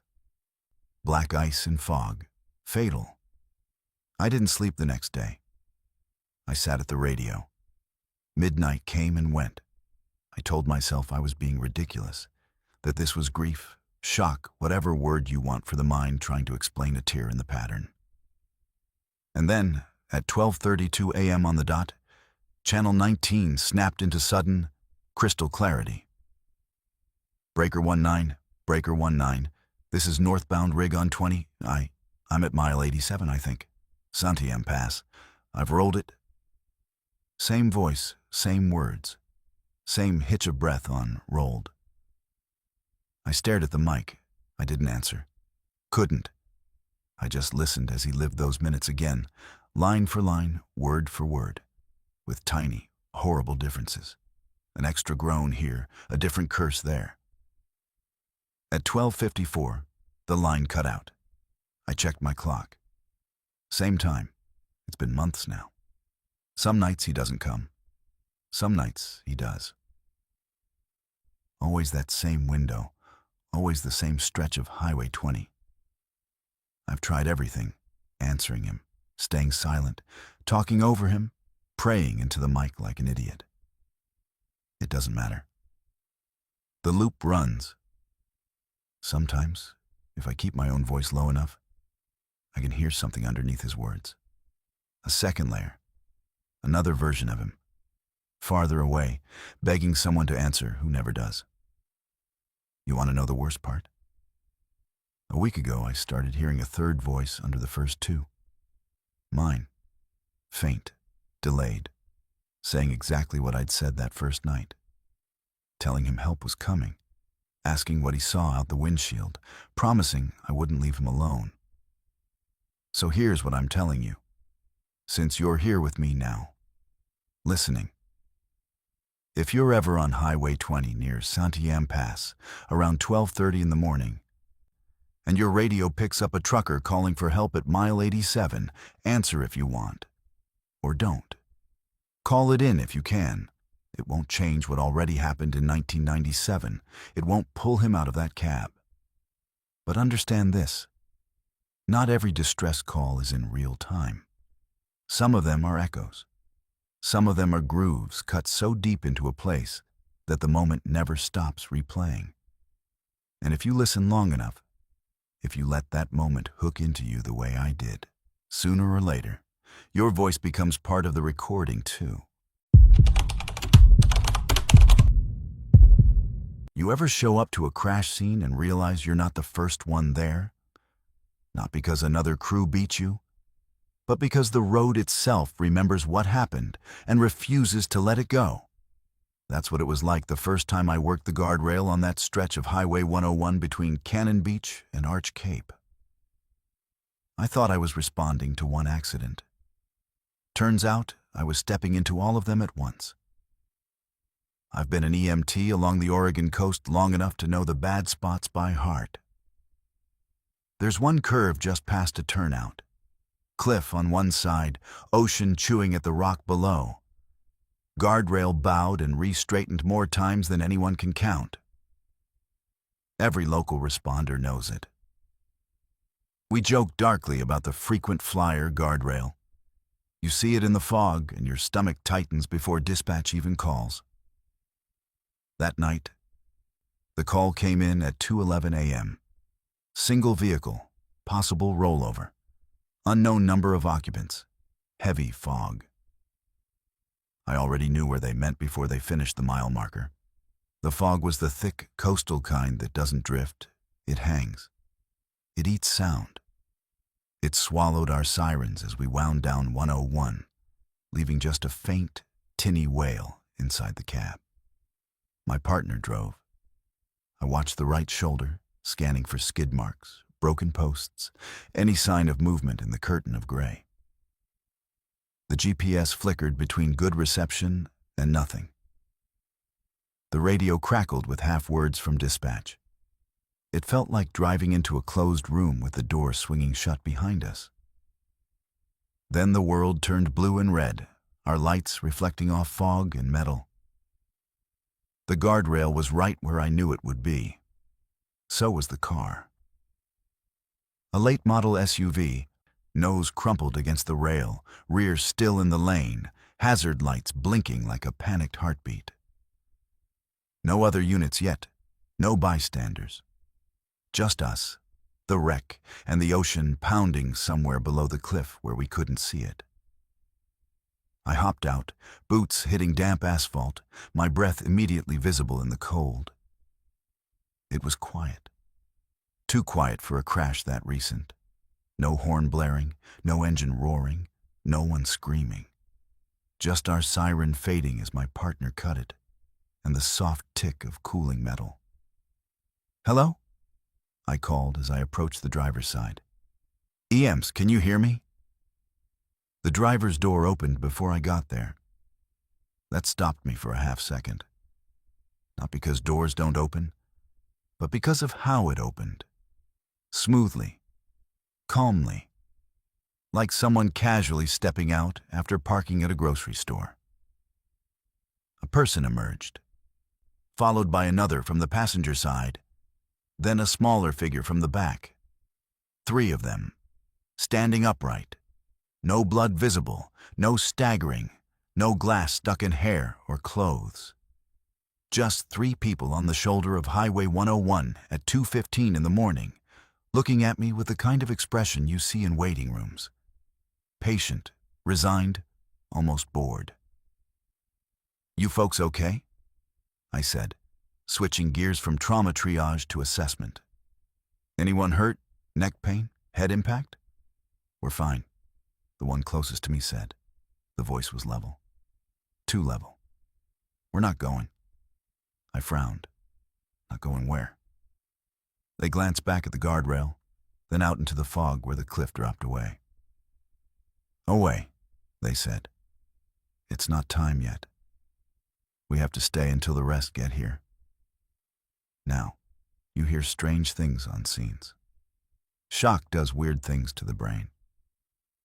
People talk nonsense, repeat themselves, latch onto single words. I chalked it up to that, at first. I switched on my flashlight, sweeping it over each of them in turn, pupils equal and reactive. No obvious injuries. Clothes damp from the fog but not soaked. No one shivering, even though I felt the cold straight through my jacket. "Let's at least get you checked in the rig," I said, defaulting to procedure. "We'll take a look, warm you up, make sure." "We're not leaving the guardrail," the second one said. They sounded exactly the same as the first. Not just similar voice, identical cadence, identical flat certainty. "We're waiting." "For who?" I asked, irritation starting to edge into the unease.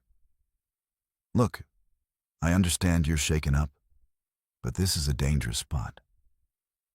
If another car comes around that bend—" "They already have," the smallest one said. "A lot of them.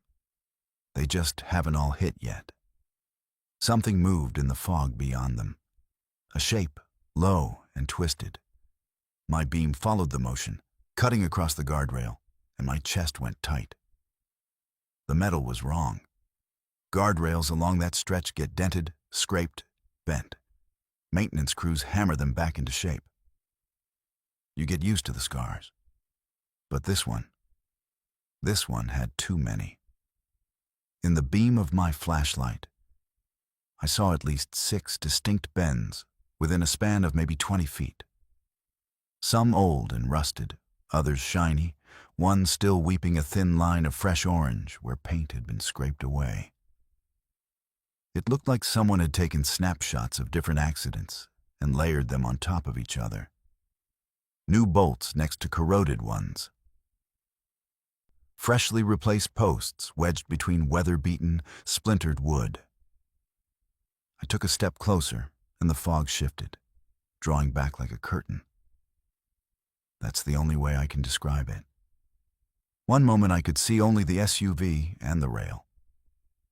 The next, I saw more vehicles. A compact car nose down against the same section of rail, its rear end lifted. A pickup, sideways, its front wheels hanging over the edge. An old station wagon I knew damn well wasn't road legal anymore, its windshield a spiderweb of cracks. They were overlapping, transparent, like reflections in misaligned mirrors. Some were faded, almost ghostly. Others nearly solid, all of them touching the same scarred metal. I blinked hard. The scene snapped back to just the SUV. Just one wreck, just one set of hazards flashing. The three figures hadn't moved. They hadn't even turned to look at the other vehicles I thought I'd seen. My partner came up beside me, gear bag in hand, cursing under his breath at the visibility. "Any injuries?" he asked. I opened my mouth to answer and realized I didn't know. Physically, they looked fine. Mentally, I wasn't sure there was a box for whatever this was. "We're waiting," the three of them said together. Same tone, same pitch. Perfectly synchronized, like a choir that had practiced the line for years. My partner shot me a look. The kind that says, "Are you hearing this too?" I nodded, almost imperceptibly. We went into our practiced routine anyway. Vitals, questions, gentle reassurance. They allowed us to check their pulses, their breathing, their pupils. Everything read as normal. Skin cool, but not cold. Heart rate steady. They answered every medical question with calm precision. No head trauma, no lost consciousness, no pain. But every time we suggested moving them, into the rig, away from the rail, even just a few steps back, they refused. Politely, firmly, in unison. "We're waiting for the rest. We're not leaving them again." "Again?" I asked. They turned their faces toward the water, where we couldn't see anything but fog and distant white noise. "We left last time," one of them said. And the other two's lips moved with the same words a fraction of a second behind. They went over without us. Took years to find our way back. We're not making that mistake again. Headlights rounded the bend up the road. My partner waved traffic down, directing it around the wreck. The new drivers slowed, rubbernecked like they always do, and kept moving. I watched the beam sweep across the rail. For a brief second, in that wash of light, the other cars were back, the compact, the pickup, the wagon, layered over the SUV like a stack of old transparencies. In each, I saw shapes sitting in the driver's seats. Passengers, kids, old folks, faces half turned like they were listening for something. Our radios crackled. Dispatch updating us, no other injuries reported, tow on the way, law enforcement en route. I keyed my mic, started to reply, and stopped. Under the dispatcher's voice, there was another sound. A faint chorus. Dozens of voices all talking at once, overlapping in a sibilant hiss. None of the words were clear, but the intent was. Waiting. We're still waiting. I stepped right up to the rail then, close enough to touch it. The metal hummed under my palm, vibrating with the residual energy of every impact it had ever absorbed. For a moment, I felt dizzy. Images hit me like headlights. A car from the 70s slamming sideways, people screaming, a minivan spinning in slow motion, glass exploding outward, a motorcycle skidding, sparks showering off the rail. Over and over, different decades, different clothes, same spot. Same sickening crunch, same instant where a normal night drive became a permanent story embedded in steel. "Back up," one of the three said sharply. It was the first time any of them had shown anything like emotion. "You don't want to stand there when they come." "When who comes?" I asked, but I already knew. "The ones who still have to hit," they answered. "All the ones who haven't gotten here yet." I did step back then. Not because I believed them, not exactly. But because every instinct I had was suddenly screaming that the rail was not a thing. It was a place, a boundary with a waiting room built into it. And these three standing in front of me weren't confused survivors in shock. They were people who'd been claimed and somehow sent back, or who never really left. Law enforcement arrived. The scene filled up the way they always do: flashing lights, reflective vests, clipboards, tape. By the time the trooper in charge asked us about the patients, the three had gone quiet. They answered questions, let themselves be guided to the back of the rig for signatures, refused transport with that eerie, polite certainty. "We have to stay near," they said. "They're not all here yet." We cleared the scene eventually. We had to. Protocol doesn't have a section for patients are waiting for temporal spillover victims. But as we pulled away, I glanced out the back window of the ambulance. The towing crew was hooking up the SUV. The guardrail loomed behind it, battered and bright in the work lights. And lined up along it, spaced every few feet, were silhouettes. Not just three. Dozens. Faint, thin as breath on glass, some barely there at all. All standing, all facing the road, watching the curve, waiting. I blinked, and they were gone. Just fog. Just steel. Just another bad spot on Highway 101. I still run calls out there. It's my job. I still stand by that guardrail sometimes while we work. Feel the vibration under my boots when a semi roars by in the fog. And every now and then, when the air gets very still and my breath seems too loud, I hear a chorus of voices just under the wind and the surf. Not screaming, not begging, just waiting to be joined. Fog doesn't just sit on the road up in the gorge. It clings. It listens. Sometimes it gathers in the places nobody looks up at. The cliffs, the moss, the abandoned pullouts. And does something with the things we leave behind. You're probably thinking of trash, old tires, beer cans. I used to think that too. But I'm a photographer. I was the one pointing a lens at it when I realized the fog on Highway 30 wasn't just drifting. It was being collected. I'd been working on this personal project for a while. Bones of the Old Highway, I called it. Early mornings on the historic Columbia River Highway, shooting long exposures of the fog, the old stone walls, the places people pass without seeing. I like that in-between time when the world is half asleep and light hasn't decided what color it wants to be yet. You know the stretch near Crown Point. Vista House looming over the river like something out of another century? That's where this started. It was just before 7 a.m., late fall, the kind of cold that bites through your gloves in 5 minutes. The gorge was filled with fog, thick as milk, but not uniform.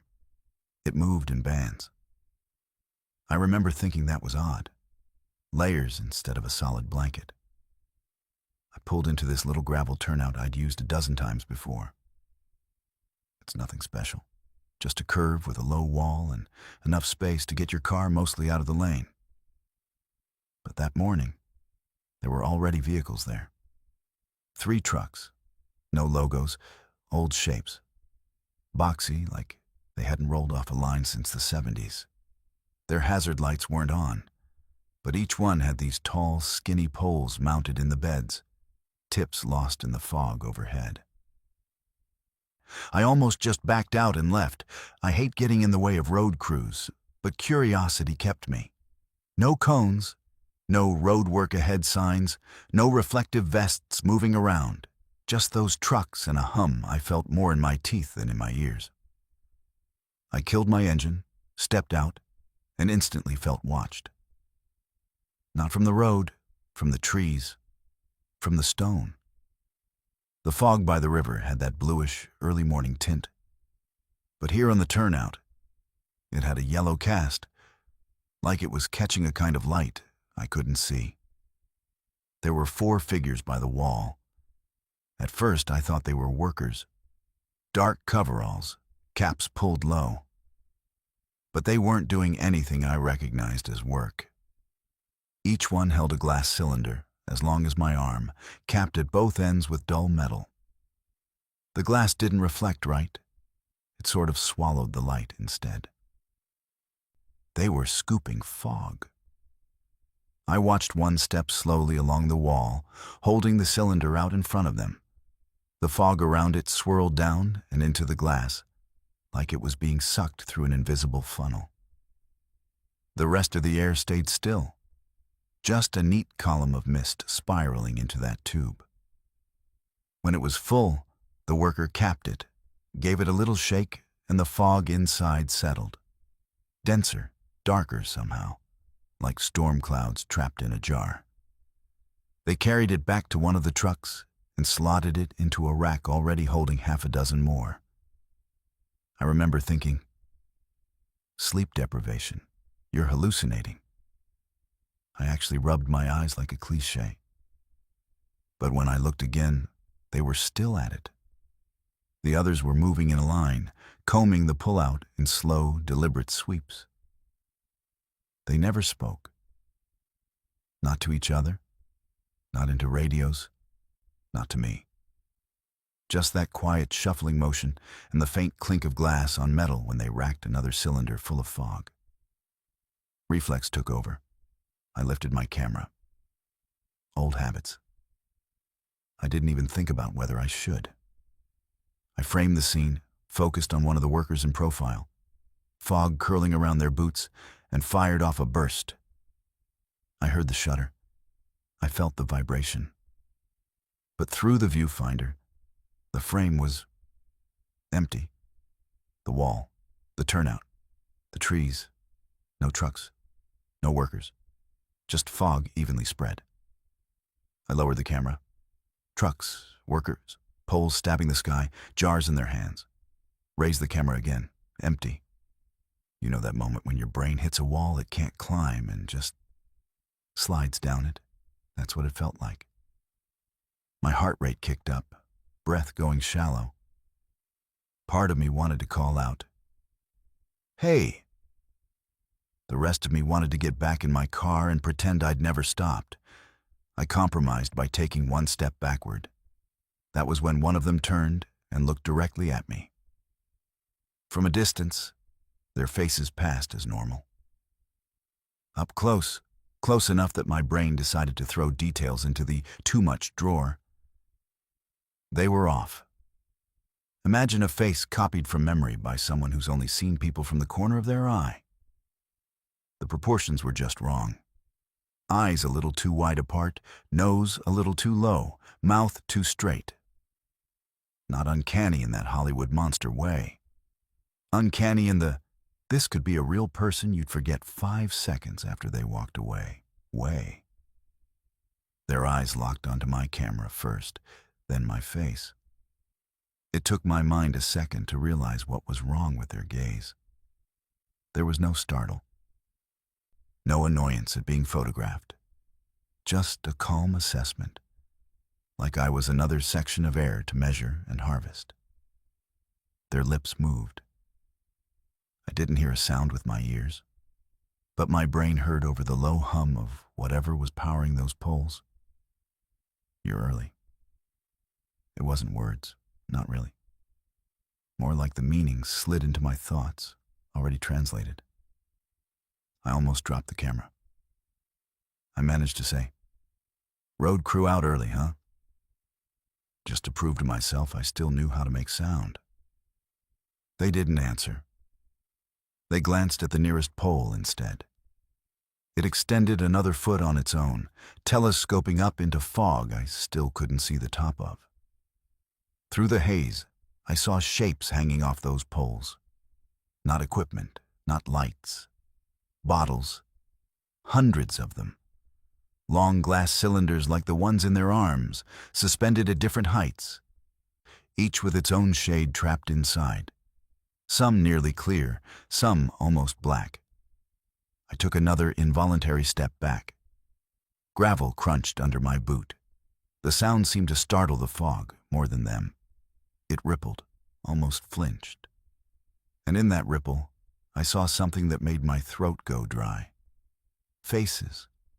Not clear, not with features I could name, but impressions, indents, like someone had pressed hundreds of profiles into damp plaster and pulled them away. They were all oriented toward the trucks, toward the jars. The worker who'd noticed me took a few steps closer, not threatening, just purposeful. I raised my camera again like it was a shield. Through the viewfinder, empty turnout. No one between me and the stone wall. Lower the camera, the worker was 5 feet away, glass cylinder cradled in their arms, like a child. "You can't be here," they said, lips barely moving. This time, I heard sound, but it was wrong. Play a recording on a machine that's running at the wrong speed. That's what it reminded me of. The consonants dragged, the vowels clipped. "This section's scheduled." "Scheduled for what?" I asked. My voice came out smaller than I meant it to. They tipped the cylinder toward me just enough that I could see what was inside. It wasn't just fog. The mist in there clung to the glass in slow, reaching motions, like it wanted out. Like it recognized the shape of a human being on the other side and remembered being one. As I watched, it formed a handprint that matched my own too closely for comfort, then smeared away again. "You drive through it," they said. "You breathe it. You leave things in it you don't want anymore. We take what's left." Every hair on my arm stood up. "What do you mean, things?" Their head tilted like a crow examining something shiny. Behind them, another truck's bed slammed as someone finished loading. I realized backup had arrived without sound. More trucks, more poles, more bottles filling with the morning's harvest. "Time," they said simply. "Fear, scraps, the pieces you shed when you think no one's watching. You've left enough on this road to fill a shelf." I took that as a bad sign. "Is that a problem?" "For the road? No." They glanced past me toward the highway. A single car ghosted past, headlights cutting through the fog, its occupants blissfully unaware that anything existed beyond their radio and lane. "It lightens the load. For us? No. It's work." Their gaze snapped back to me. "For you, it depends. You're seeing this before we're done with your section." I felt it then. A coldness, not on my skin, but behind my ribs, like air moving through a space that hadn't been there seconds before. Memory, slippery and partial, spilled through me. All the times I'd come up here to clear my head, to walk the overlooks and let the fog take it. Every ugly thought I dumped into that gray nothing. Every quiet breakdown in the driver's seat before I pulled myself together and went home like nothing was wrong. "What happens if I stay?" I asked. They stepped close enough that I could see the fog inside the cylinder reacting to my breath, to my heartbeat. "You'd match. Easier that way. No waste." I didn't ask what that meant. I didn't need to. Every instinct I had was screaming at me to get back in the car, to peel out, to never stop on an empty turnout in the gorge at dawn again. But my legs weren't moving. My fingers ached around the camera grip, numb and distant. They raised their free hand and, for the first time, actually touched me. Just 2 fingers, light against my sternum, exactly where that cold emptiness had bloomed. It was like being grounded by static, except instead of discharging energy, they seemed to be taking inventory. For a heartbeat, we were both very still. Then they frowned, barely a twitch of the eyebrows, and withdrew their hand. "Not ready," they said. "You're still using most of it." "Most of what?" "Yourself." They turned away, as if that settled it, and went back to their methodical harvesting. I don't remember walking back to my car. I remember the slam of the door, the rasp of my own panicked breathing, the way my hands shook on the ignition. In the rearview mirror, the turnout was a smear of gray. No trucks, no poles, no workers. Just the stone wall and the usual fog. Perfectly innocent. I drove home on autopilot. I didn't look at the river or the cliffs, or the way the mist seemed to cling to my mirrors a little longer than it should have. Later, when I finally worked up the courage to check my camera, every frame from that turnout was the same. An empty pullout, a stone wall, trees fading into fog. Except in the very last shot. In that one, way up at the top of the frame, where the sky should have been, there was a line of dark shapes hanging down, just barely visible.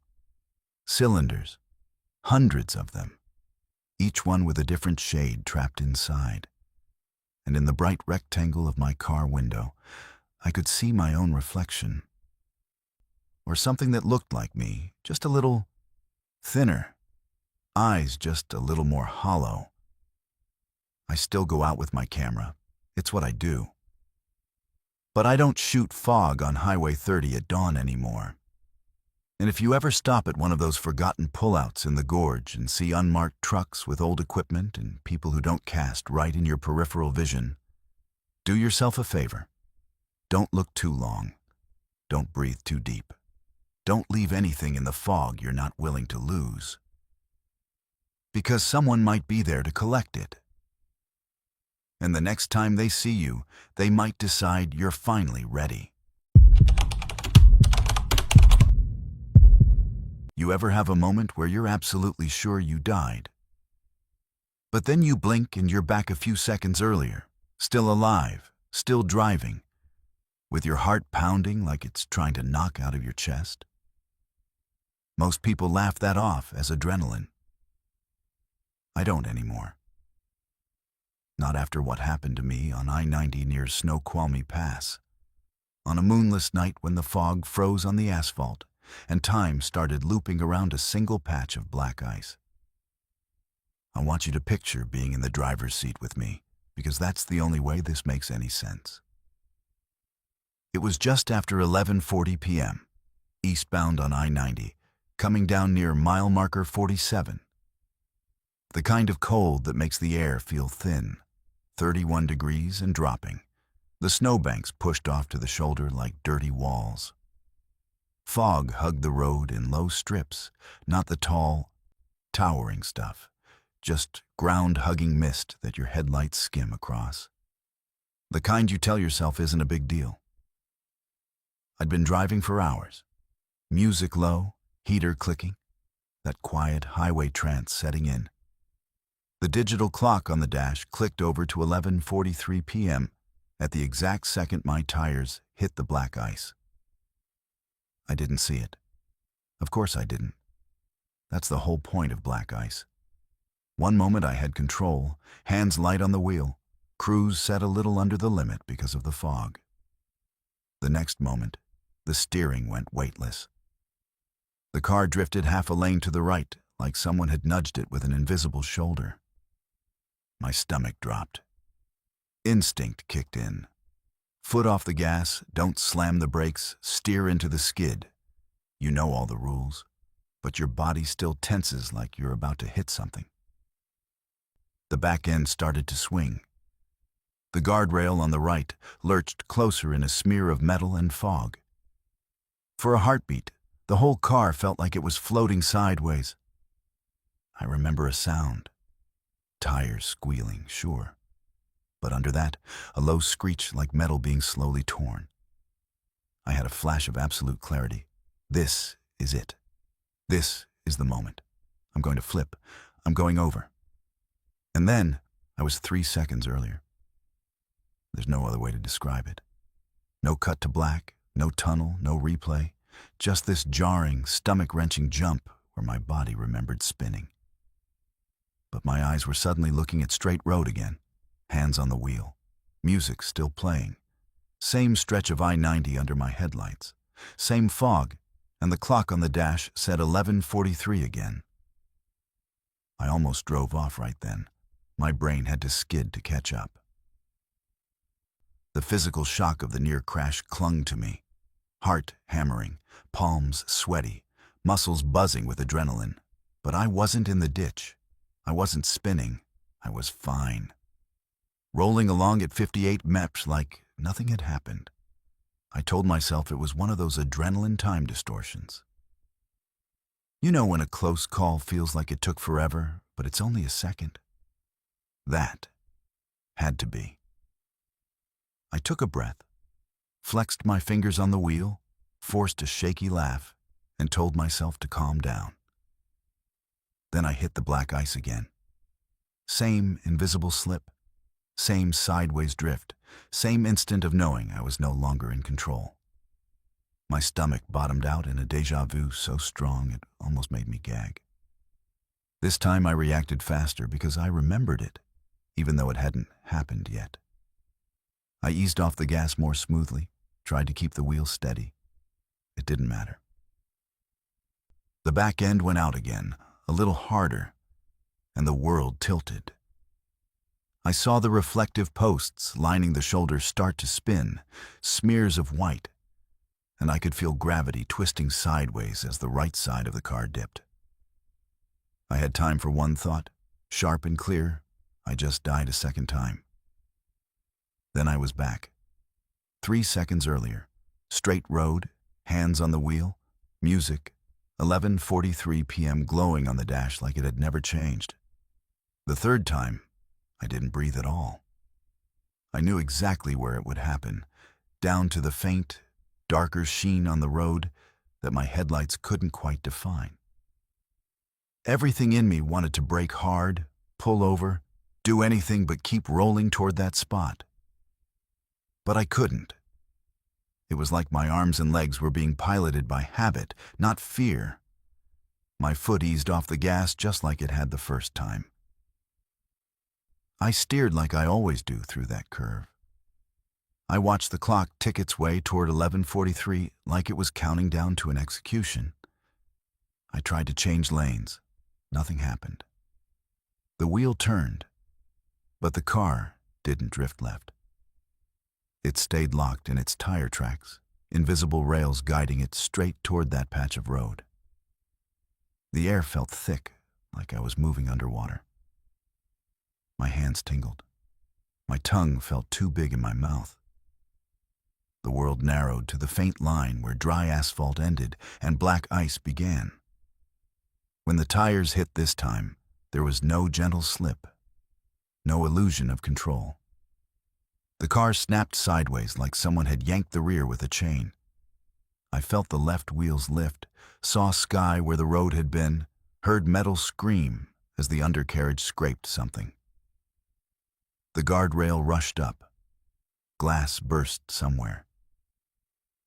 There was pain in my left side, white-hot and sudden, and the taste of blood filled my mouth. Then, straight road. Music, fog. 11:43 p.m. I started screaming. Not words, just raw sound. It didn't change anything. The loop didn't care how I felt about it. I drove. I hit the ice. I lost control. The impact changed a little each time, harder or softer, flipping this way or that. But it always ended the same. That lurching spin, the snap of bone or the crack of glass, and then a rewind back to those 3 seconds before the ice. What made it worse, what truly broke me, was the memory. I didn't forget the failed runs. I remembered all of them. Each time I reset, my body added another layer of bruises that hadn't happened yet, another echo of pain that hadn't reached my nerves this time around. After 5, 10, 20 loops, my brain was a shredded film strip full of crashes, each one ending at a different angle, each one with a slightly different flavor of terror. I tried everything. Braking early, taking my foot off the gas a quarter mile back, turning off the engine and coasting, yanking the wheel hard and trying to put the car into the median before the ice. I even tried stopping completely on the shoulder, hands clenched white on the wheel, hazard lights blinking like desperate Morse code. None of it mattered. Every time, some invisible narrative snapped back into place and shoved me forward. If I stopped early, the car shuddered and jerked like someone had rear-ended me and pushed me on. If I tried to cut into the median, the road under me warped, lanes shifting until I was back in the right track, pointed straight at that slick, black shine. At some point, loop 15, 20, I stopped fighting and started observing. Maybe that sounds insane, but terror burns out after a while. You hit a threshold where the fear is so constant, it becomes background noise. I started noticing details instead. The exact pattern of frost on the guardrail. The torn green of a highway sign for Asahel Curtis that flashed by just before the bend. The way the fog always seemed a little thicker over the ice, almost like steam rising from invisible water. I noticed something else too. On every loop, there came a moment, right after the car started to spin but before the impact, when the world outside the windshield slowed. Not just in the way fear stretches time, literally slowed. The headlights of a semi in the oncoming lane froze as twin stars in the distance. Fog hung motionless in the beam. Even the song on the radio stuttered and held on a single note, a thin, endless whine. In that held breath instant, I could see another car in the passenger seat reflection. Not mine, not this run, a different version. Sometimes the windshield was already shattered. Sometimes the airbag had deployed. Sometimes there was blood on the inside of the glass, thin sprays like red mist, frozen in place. I could see myself in those other cars, eyes wide or closed or half-lidded, head turned at unnatural angles. A whole row of overlapping me's at different points in the same disaster. That's when it clicked. I wasn't trying to avoid the accident. I was trapped inside it. That patch of black ice wasn't just slick pavement. It was the moment everything ended, stretched out, replayed, layered. I'd already crashed. My body, somewhere back there in the real timeline, was already bleeding out, or whatever comes next. What I was experiencing was the echo. The mind's refusal to accept a hard cutoff, chewing the last 3 seconds to pieces over and over, looking for a version where the story continued. Once I understood that, something shifted. On what I think was the last loop, I didn't touch the wheel, didn't fight the skid, didn't scream. I just watched. I let the car hit the ice, let it slide, let the rear come around, the world tilt, the guardrail rear up like a punching fist. Time tried to slow again, but I didn't grab for it. I didn't try to squeeze more seconds out of the gap. I rode it. The impact came. The sound was huge. There are no good words for it. Metal and bone and glass and road, all having an argument at once. I felt the seatbelt cut into my chest, felt my head hit something hard, felt a cold rush that I think was the window giving way, and the night pouring in. Pain flared, then folded. The last thing I saw, reflected in what was left of the side mirror, was my own face in the passenger seat, only this time, it wasn't some alternate, broken version. It was just me, looking back with this calm, almost pitying expression. Then there was nothing. When I woke up, I wasn't on the highway. I was standing, or something like standing, off to the side of the scene, watching people work around a crumpled mess of metal that might once have been my car. Red and blue lights painted the fog. Figures moved with practiced urgency. Someone draped a sheet over a shape on the pavement. Time had gone back to normal. The loop snapped. This was the run that stuck. I realized in that moment that all those earlier loops hadn't been about escape. They'd been about refusal. Some non-physical part of me slammed replay on the only reel it had, those 3 seconds before the crash, and demanded a different ending. But the road, the ice, the angle, the speed, all of it was fixed. There was only ever going to be one ending. The loop ended the second I stopped fighting, and let that be true. If you're wondering how I can tell you this, sitting here like I'm just recounting a bad trip, I wonder that too. I don't have a good answer. Maybe this is what the mind does in the last instant, spinning full-length stories into the gap between heartbeats.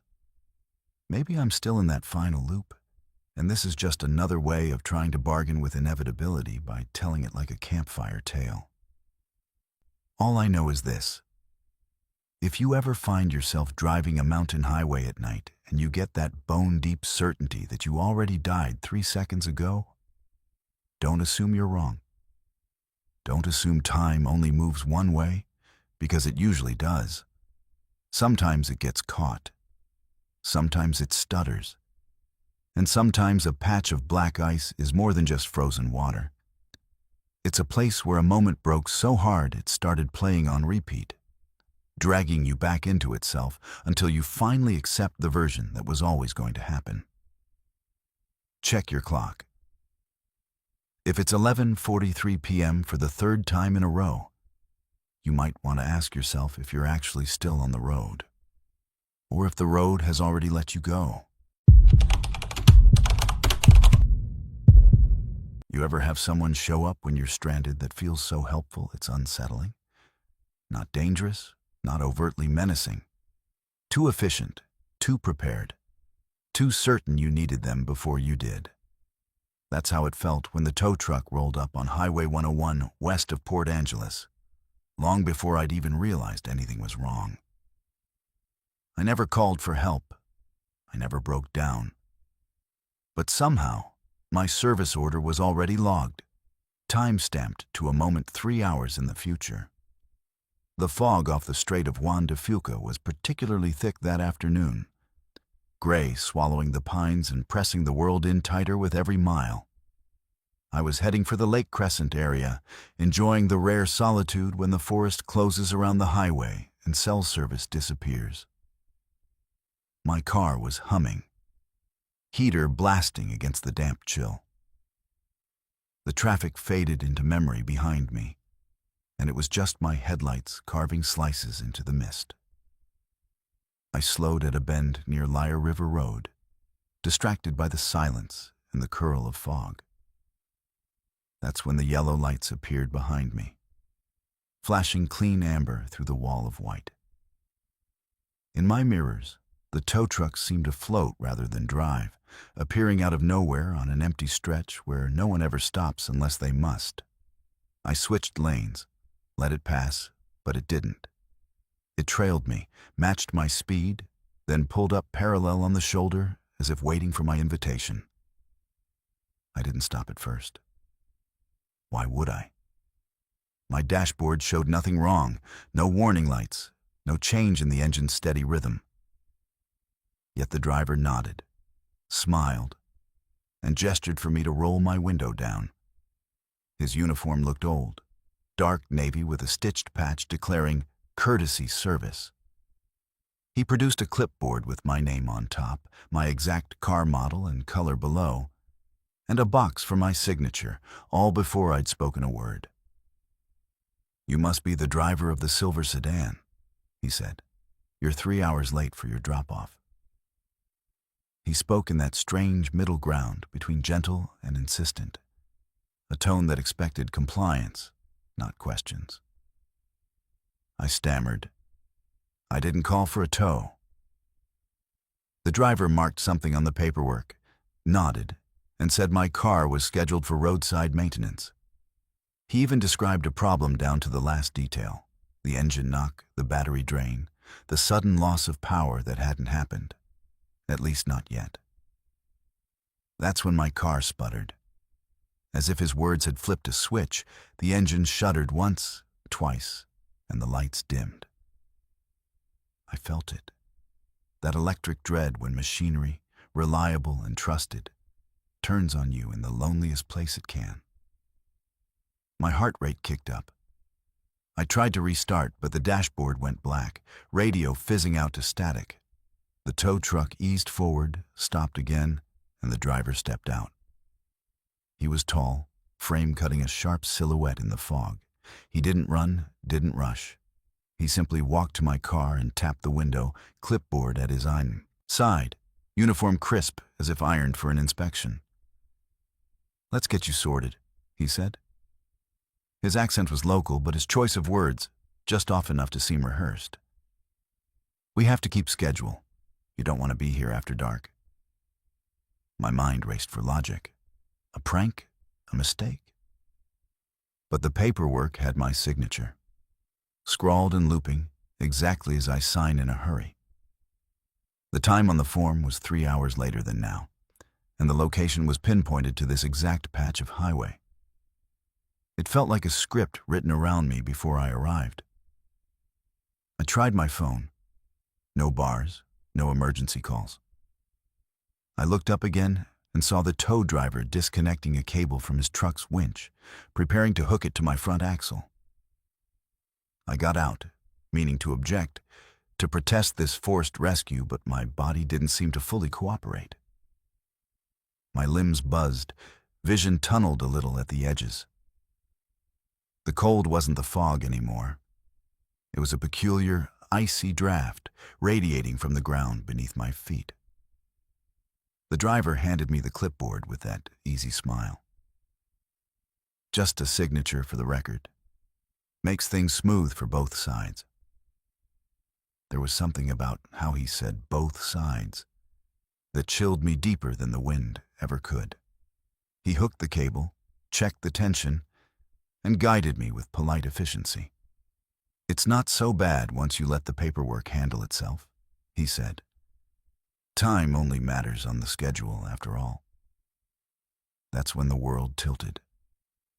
For a blink, I wasn't on the highway, but inside the cab of the truck. The interior was freezing and smellless, seat vinyl pressed stiff to the metal frame.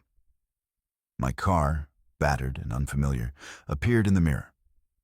Looks that changed in quick flashes, sometimes dented, sometimes clean, sometimes with frost spidering across the glass. The driver spoke again, this time not for me, but for someone else, maybe to himself. "Right on schedule, no need for reminders." The fog outside pressed harder against the window, leaving streaks like winding fingers. I heard a low whine, a distant tone like a phone left off the hook, rising and falling in the mist. Reality snapped back. Me standing by the trunk of my car, the tow cable tight, the clipboard still in my hands. I looked down. The paperwork wasn't just for a service call. It listed every trip I'd made along this stretch, times of day, conditions, and a predicted breakdown column that matched with prophetic accuracy. Squinting at the rows, I saw future dates. Scheduled events I'd never lived through, places I'd never planned to stop, reasons I couldn't comprehend. The tow truck driver gestured to the cab. "After you." Something in me broke, all resistance fading under the tidal pull of inevitability. I climbed into the freezing cab. My breath fogged the glass. The tow truck rolled forward, car in tow. As we moved, the driver hummed quietly, tuneless and low. The road seemed to shift, familiar turns becoming sharper, trees pressing closer to the edge. The fog thickened to brick and mortar, and the world outside became shadow on shadow. Sometimes, when the truck passed a certain marker, I'd see new vehicles on the shoulder, drivers standing by as if waiting for their turn at the schedule. We pulled off where the form said we would, 3 hours later, into a lot I'd never seen before. The fog was absolute. The tow driver stepped out, opened my car door, and said, "All done now." There was no bill, no handshake. He handed me my own key, which bore a scuff that wasn't there before, and turned away. The clipboard went into his truck, the paperwork sealed for records.